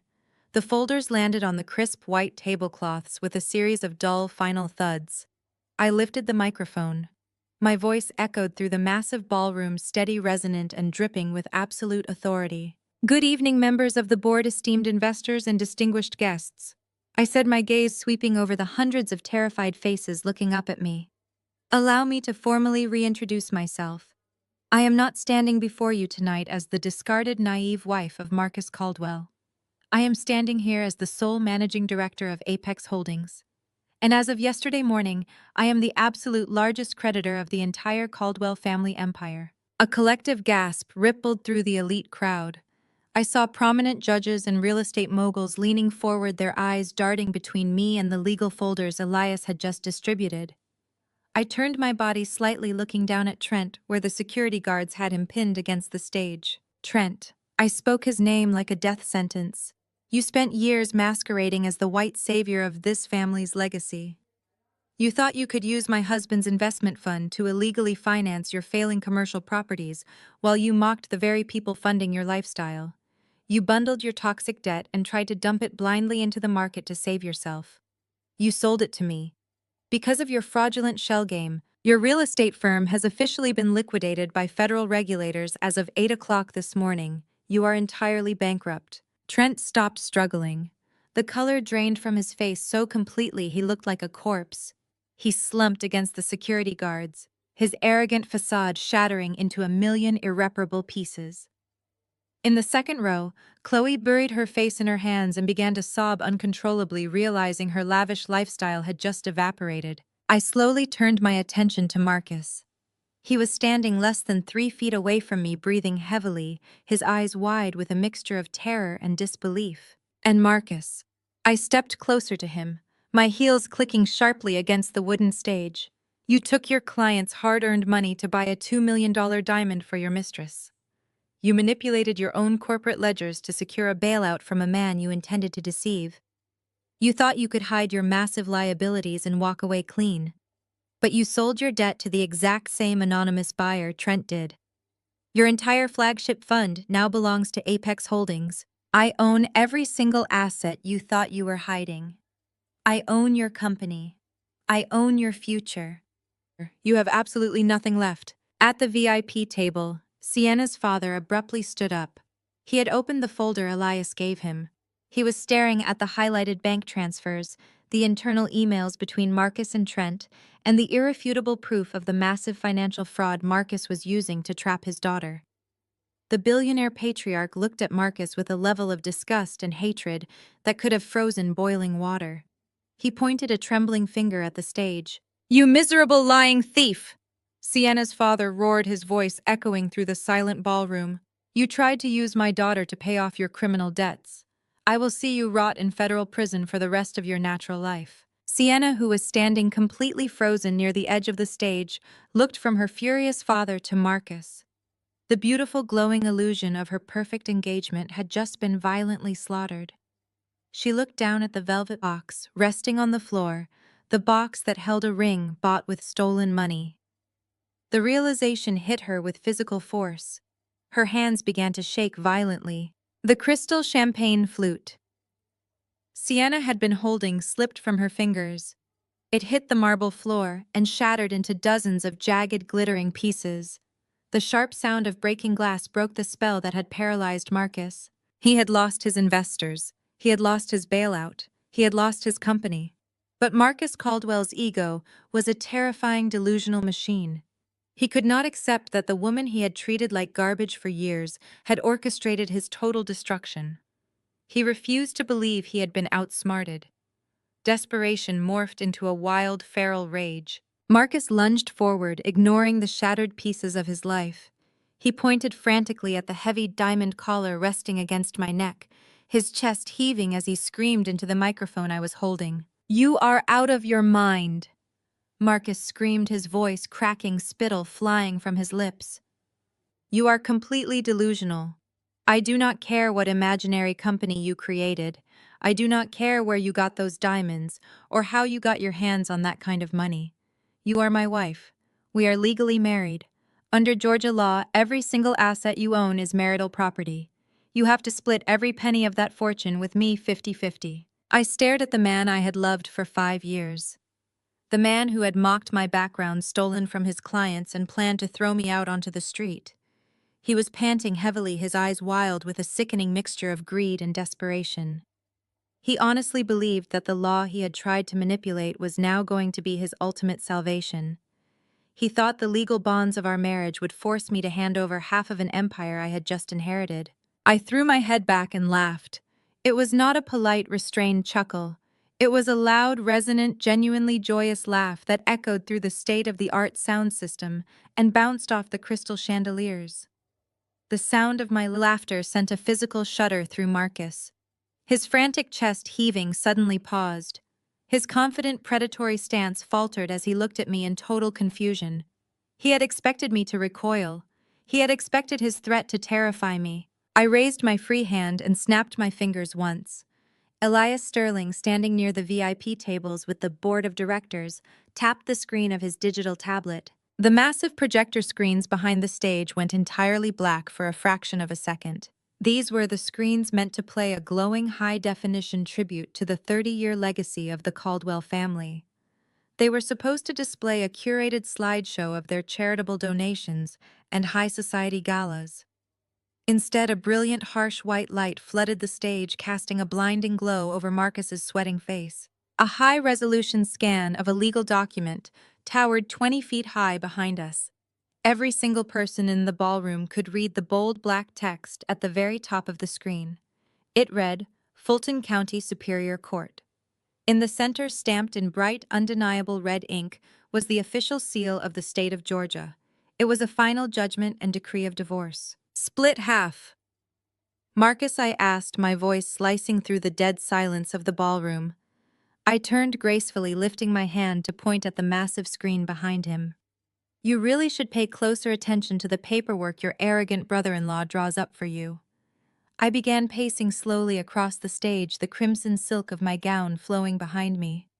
I was no longer speaking just to Marcus. I was delivering a closing argument to the most powerful people in the city. "You did not want a messy trial where a judge would order a full financial discovery," I announced, making sure my voice carried to the very back of the room. "You did not want to risk me or my lawyers finding out that your flagship fund was bleeding millions. You wanted a clean break so you could marry your billionaire mistress without any legal attachments to your past failures. So you bypassed the court. You submitted a waiver of service to skip the mandatory waiting periods and the financial disclosures." I stopped pacing and looked directly down at Trent, who was still pinned against the edge of the stage by my security guards. "Do you all see that notary stamp at the bottom of the document?" I asked the crowd, pointing to the magnified seal on the screen. "That is the official stamp from Trent's real estate firm. Trent authenticated a signature I never wrote. He notarized a document I never saw. You two orchestrated a secret, uncontested divorce right under my nose so you could bring Sienna through the front door without a single legal hitch." I turned back to Marcus. The color had completely drained from his face. He was looking at the giant date stamped next to the judge's signature. "Congratulations, Marcus," I said, my tone dripping with absolute lethal triumph. "Your brilliant, ruthless plan was a roaring success. The judge signed that decree exactly 60 days ago. We have not been husband and wife since before my Uncle Harrison even passed away." The absolute magnitude of his blunder hit him with the force of a freight train. I watched his eyes dart wildly around the room as his brain tried to process the catastrophic reality of what he had done. Under Georgia marital property law, any inheritance received after a divorce is finalized is strictly separate property. Because Marcus had been so intensely greedy, because he had been so desperate to hide his own massive debts and rush his new wedding to secure a bailout, he had completely severed his legal right to claim a single penny of my newfound wealth. He had built a flawless, illegal wall to keep me out, only to realize he had locked himself entirely outside of a gold mine. The ballroom erupted. The sophisticated, quiet elite of Atlanta lost all of their composure simultaneously. Judges, politicians, and real estate moguls were gasping, whispering loudly, and pointing at the stage. The sheer monumental stupidity of Marcus Caldwell was now public record. He had thrown away a guaranteed $20 million in marital assets for a bankrupt company and a fake engagement built on a foundation of toxic debt. To my left, Sienna let out a strangled, horrified sob. She took 2 staggering steps backward, looking at Marcus as if he were a monster. The beautiful, glowing illusion of her perfect society wedding had just been violently slaughtered. She had just realized that the man she was carrying a child for was not a wealthy, misunderstood bachelor trying to escape a bitter wife. He was a broke, fraudulent, divorced con artist who had lied to her and her powerful father about absolutely everything. In the front row, Beatrice Caldwell reached up and clutched her chest. The matriarch who had spent the last 5 years telling me I was not good enough for her son stared up at the massive divorce decree. The realization hit her that the contract she tried to force me to sign in my kitchen was a completely worthless cover-up. She had offered me $10,000 to leave quietly, completely unaware she was insulting a woman worth $40 million.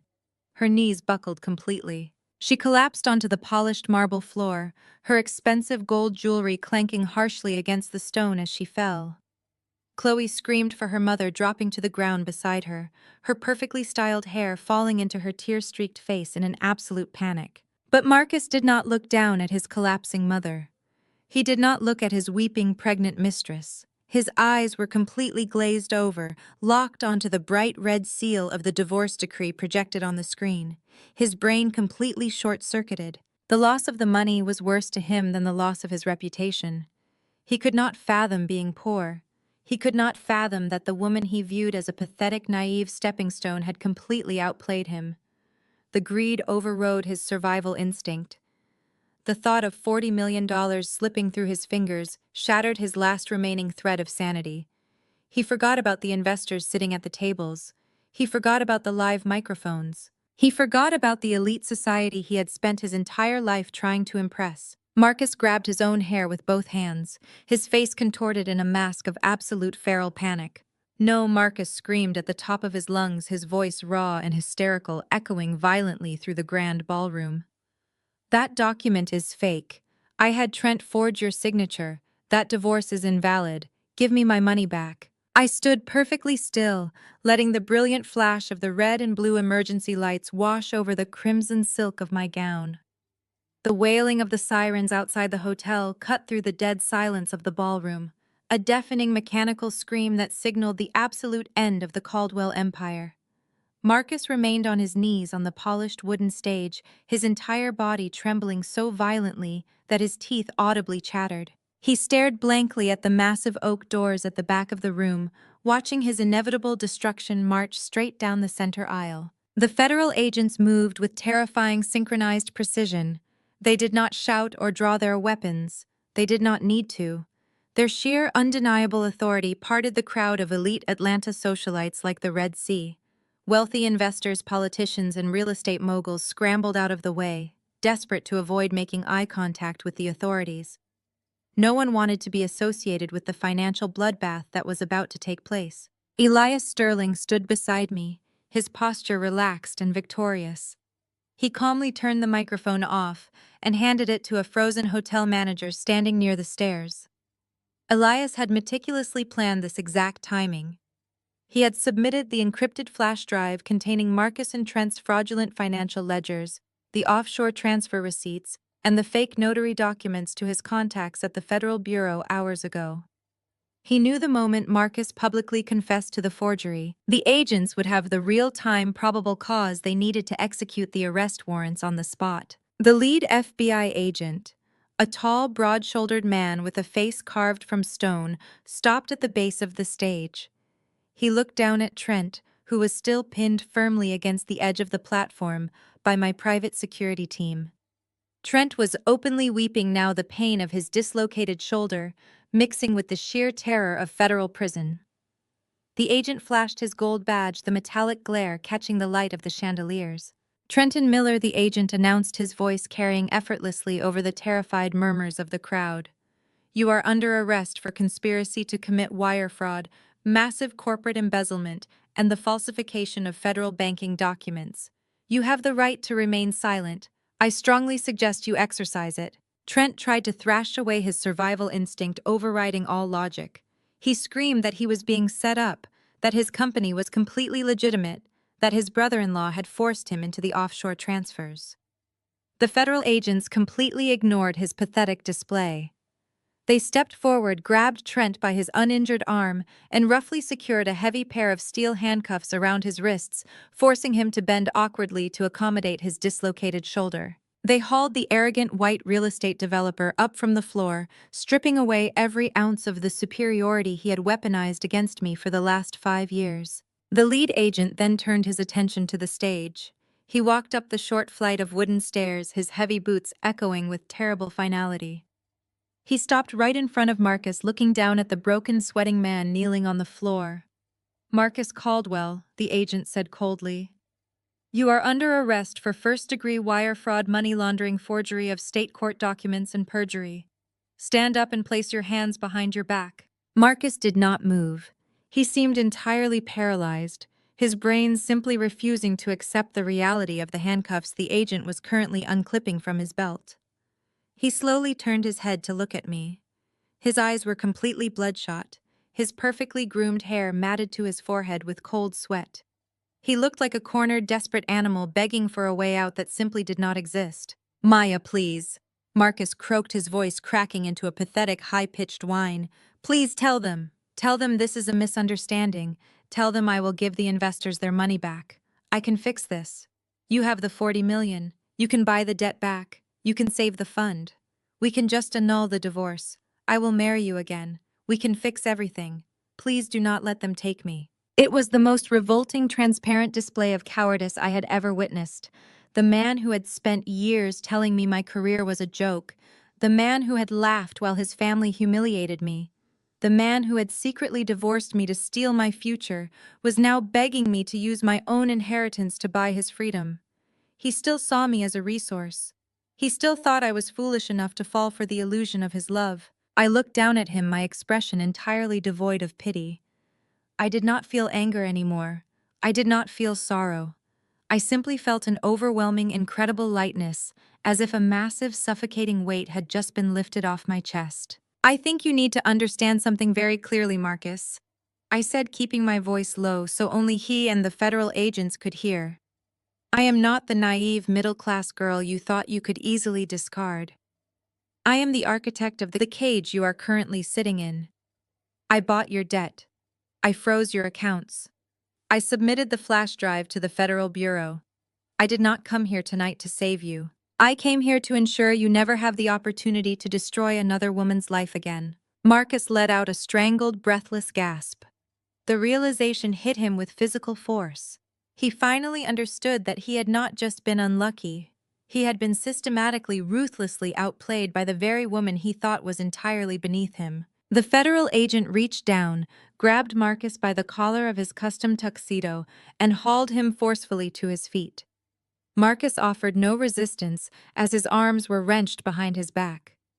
The sharp metallic click of the handcuffs locking into place echoed through the silent stage. It was the sound of a closing door, the final undeniable end of his fraudulent empire. As the agents turned Marcus around to march him down the stairs, Beatrice Caldwell let out a piercing, agonizing scream from the front row. She scrambled up from the marble floor, her expensive gown wrinkled and her hair in total disarray. She pushed past a terrified guest and threw herself toward the stage, her arms outstretched toward her arrested son. Marcus! Beatrice wailed, tears streaming down her face, ruining her perfect makeup. My boy, you cannot take my boy. He is a Caldwell. He is the head of this family. She lunged toward the lead federal agent, desperately trying to grab his arm to stop him from taking her golden child away. Two agents immediately stepped into her path, blocking her advance with firm, unyielding bodies.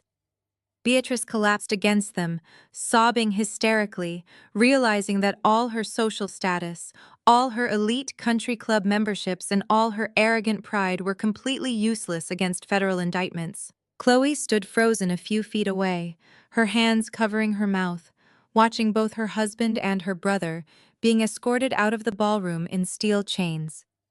The perfect, untouchable Caldwell family was completely destroyed, their elite legacy reduced to a humiliating public spectacle that would dominate the Atlanta news cycle for months to come. I watched them being marched down the center aisle, the flashing emergency lights reflecting off the polished marble floors. I did not stay to watch them get shoved into the back of the federal vehicles. I had seen exactly what I came to see. I turned to Elias, who gave me a sharp, respectful nod of absolute triumph.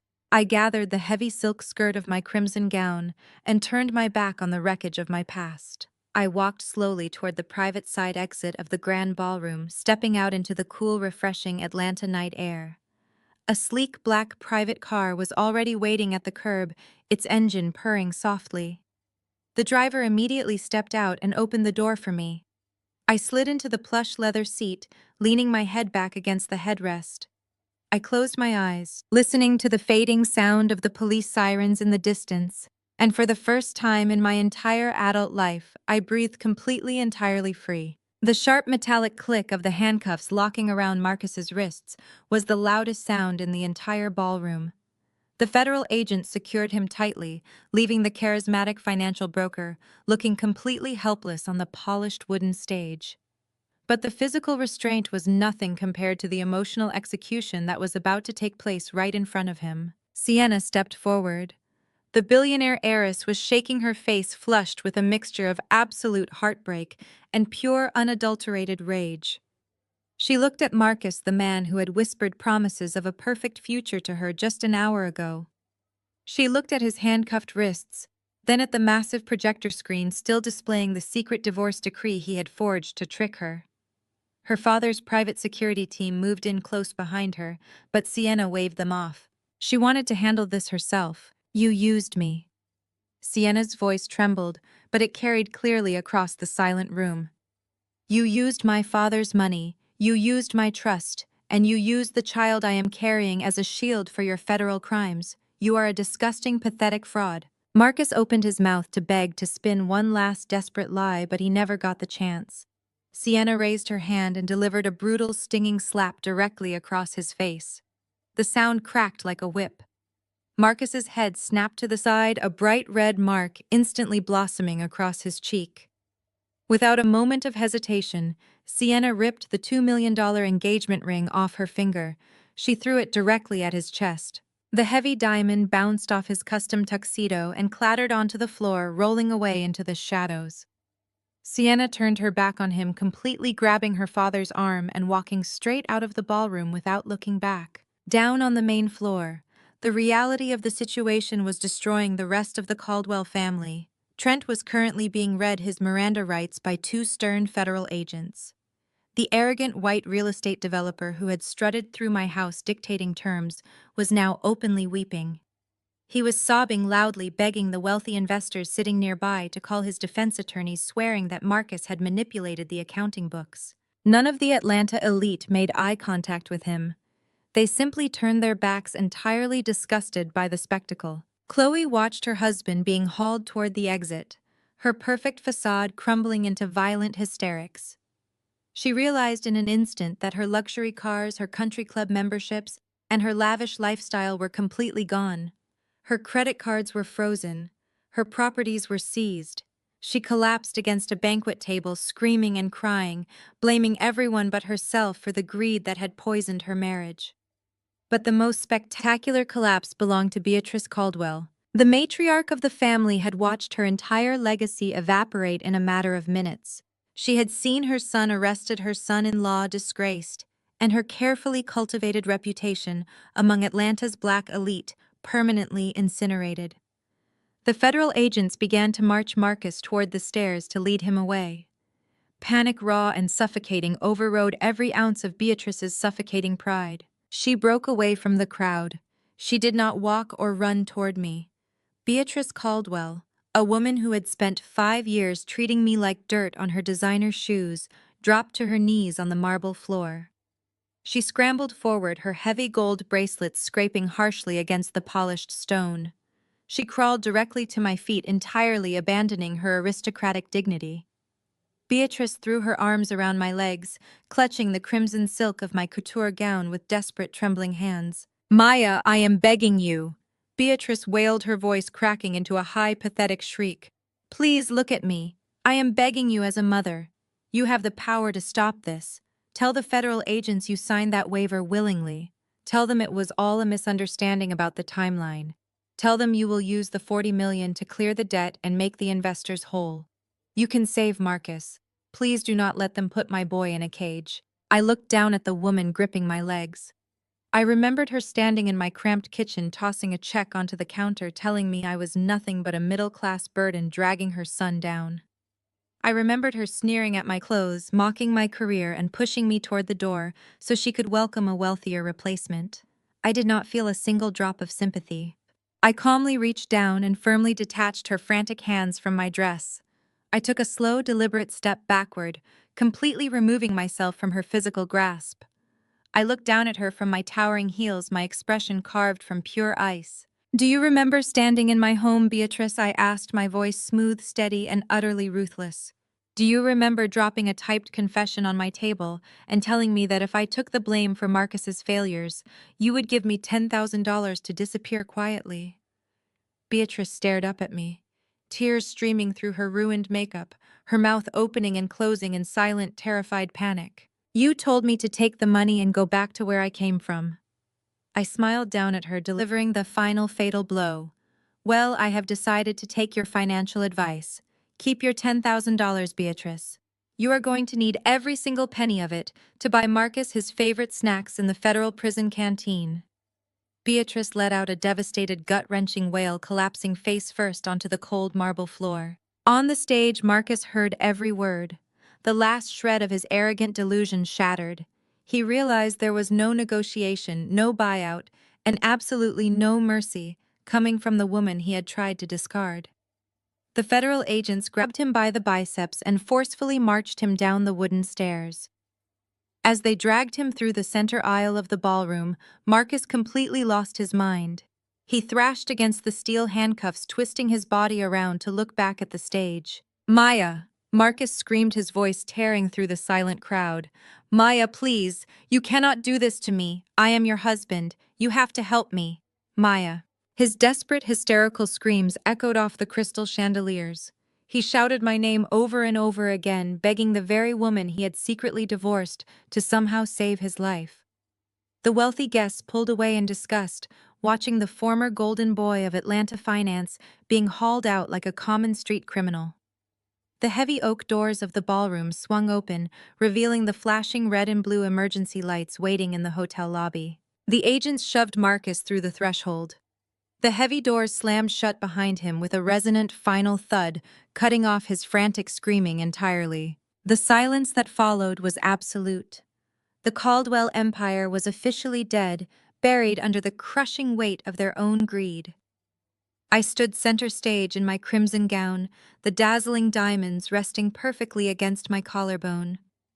I looked out at the sea of terrified elites, knowing that tomorrow the only name anyone in this city would be talking about was mine. The heavy oak doors of the Four Seasons Hotel closed behind me, shutting out the chaotic symphony of flashing police lights and panicked shouting. I did not stay to answer questions from the bewildered reporters who had somehow gotten wind of the federal raid. I simply walked out to my waiting car, sank into the plush leather seat, and told the driver to take me home. I watched the city lights blur past the tinted windows, feeling the last remaining threads of my old life detach and fall away into the darkness. I am sitting on my emerald green velvet sofa right now. I am holding a glass of vintage red wine, the very same label Sienna supposedly secured for that ridiculous family dinner, and I am watching the Atlanta skyline glittering endlessly through my penthouse windows. It has been exactly 8 months since that night at the gala, and the dust has finally settled over the absolute ruins of the Caldwell family empire. The federal trial concluded last month, and it was a spectacular, highly publicized disgrace. I sat in the back of the courtroom every single day wearing immaculate designer suits, watching the men who tried to ruin me turn on each other like starving animals. Marcus tried every pathetic trick in the book to save his own skin. He hired high-priced defense attorneys, using the absolute last drops of his mother's savings, trying to claim he was the innocent victim of a complex corporate misunderstanding. When that failed, he tried to throw Trent completely under the bus. Marcus took the stand and testified that Trent had masterminded the entire offshore embezzlement scheme. Trent immediately retaliated by providing the federal prosecutors with every single email, text message, and encrypted file proving Marcus was the primary architect of the fraud. Watching the arrogant white savior and the golden boy of Atlanta finance tear each other apart under oath was better than any television show I could have ever watched. Marcus even tried his final, most desperate legal maneuver. He filed a motion arguing that because we were legally married when the investment fund was initially created, I should be held partially responsible for the financial liabilities of his fraud. The federal judge, a brilliant and no-nonsense woman, who saw right through his staggering arrogance, completely dismantled his defense in open court. She pointed out that his own forged divorce decree, the very document he used to try to leave me destitute, legally severed me from his financial crimes long before the federal raid even occurred. Marcus was sentenced to 5 years in federal prison for wire fraud, money laundering, and forgery. I was in the gallery when they read the verdict. He cried. There was no dignity left in him, no charismatic smile, no tailored tuxedo. Just a broken, weeping man realizing his charm could not manipulate a federal judge. Trent met a similarly devastating fate. His deeply ingrained superiority complex could not protect him from the Securities and Exchange Commission. His real estate broker license was permanently and completely revoked. His company was totally liquidated by the federal bankruptcy courts to pay off the massive debts he owed to Apex Holdings. This meant every single dime of his liquidated assets flowed directly into my corporate accounts. Trent was forced to declare total absolute bankruptcy. He currently works as an hourly shift manager at a hardware store 2 towns over. Chloe, who had spent her entire adult life mocking my middle-class background and flaunting her husband's wealth, suddenly found herself married to a broke, disgraced felon. She had to sell her luxury vehicles, her designer handbags, and move out of her gated community just to afford basic living expenses. In a truly hilarious twist of fate, Chloe actually showed up at the lobby of my public relations firm 2 months ago. She was wearing a cheap off-the-rack suit, holding a poorly formatted resume looking to see if I had any open assistant positions. I did not even go down to the lobby to meet her. I simply had my front desk security guard inform her that we were not hiring and politely ask her to exit the premises. The last I heard, she was working as a receptionist at a mid-tier fitness center, actively avoiding anyone from our old social circle because she could not bear the severe humiliation of her new reality. Beatrice Caldwell suffered the absolute worst punishment of all for a woman completely obsessed with status and social hierarchy. The Caldwell name became entirely radioactive in Atlanta. She was quietly and swiftly expelled from all her elite social boards, charity committees, and country club memberships. No one wanted to be associated with the mother of a convicted federal fraudster. To pay for Marcus's extensive legal fees and settle the remaining civil fines, Beatrice was forced to sell the sprawling Buckhead mansion. I actually considered buying it through one of my shell companies just to demolish it and turn it into a community garden, but I realized I did not want that toxic energy anywhere near my investment portfolio. I let a rival real estate developer buy the property for pennies on the dollar. Beatrice now lives in a tiny, cramped rented condo on the industrial outskirts of the city. I saw her once from a distance, waiting at a bus stop because she could no longer afford a personal vehicle. She looked haggard, clutching a worn-out purse, completely isolated from the high society she valued more than her own soul. We made eye contact for a split second. The profound shame in her eyes was unmistakable before she quickly looked down at the pavement. Sienna, the billionaire heiress, completely erased Marcus from her life before the trial even began. Her father's aggressive legal team ensured Marcus gave up all parental rights in exchange for them dropping additional civil lawsuits against him.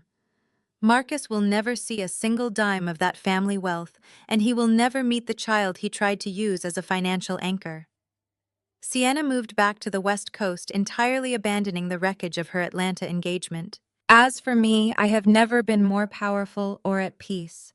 My public relations firm is thriving beyond my wildest expectations, but I do not take on vanity events for arrogant socialites anymore.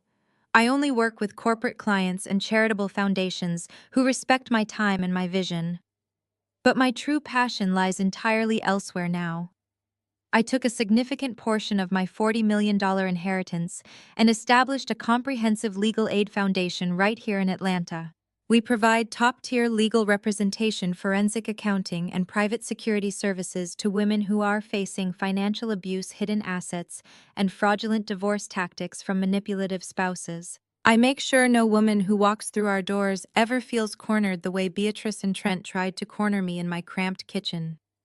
We hire the absolute best financial auditors in the state to track down every single hidden bank account, offshore transfer, and secret property deed. We level the playing field, giving women the exact ammunition they need to fight back and claim every single penny they are owed. Last week, we helped a young mother uncover $3 million her husband had hidden in cryptocurrency just days before he filed for divorce. Watching her walk out of the courtroom with her financial future secured gave me a level of satisfaction that money simply cannot buy. Elias Sterling sits on the board of directors for my foundation. We still meet for coffee once a month to discuss new cases, review investment strategies, and occasionally reminisce about the night we brought down the Caldwell Empire. I have built a life surrounded by genuine, fiercely loyal people who value authenticity and hard work over designer labels and hollow social status. My days are no longer spent tiptoeing around a fragile man's ego or shrinking myself to make a toxic mother-in-law comfortable. I own my time, I own my space, I own my future. Many people in the Atlanta social scene still whisper about me when I walk into a room. Some of them call me ruthless. They say I was cold-blooded for letting my ex-husband walk blindly into a federal trap. They say I destroyed a prominent legacy family just to make a point. But the truth is, I did not do anything to them. I did not forge a divorce decree. I did not embezzle millions of dollars from innocent clients. I did not buy a $2 million engagement ring for a pregnant mistress using stolen corporate funds. I did not kick down an apartment door to threaten a woman, and I did not try to bribe a wife to destroy her own reputation. I simply handed them a rope named greed, and they eagerly took it and used it to hang themselves. They were so blinded by their own arrogance, so convinced that their wealth and their status made them entirely untouchable, that they built their own prison cell and locked the door from the inside. They thought my silence was weakness. They thought my patience was stupidity. When Elias first told me about the secret divorce, I could have screamed. I could have confronted Marcus immediately and demanded half of the crumbling, debt-ridden investment fund. If I had reacted with raw emotion, if I had let my heartbreak dictate my actions, I would have been dragged down into the mud right alongside them. Instead, I took a breath. Those 5 seconds of dead silence in the lawyer's office, that tiny window of time where I chose strategy over sorrow, changed the entire trajectory of my existence. Those 5 seconds were the most valuable 5 seconds of my life.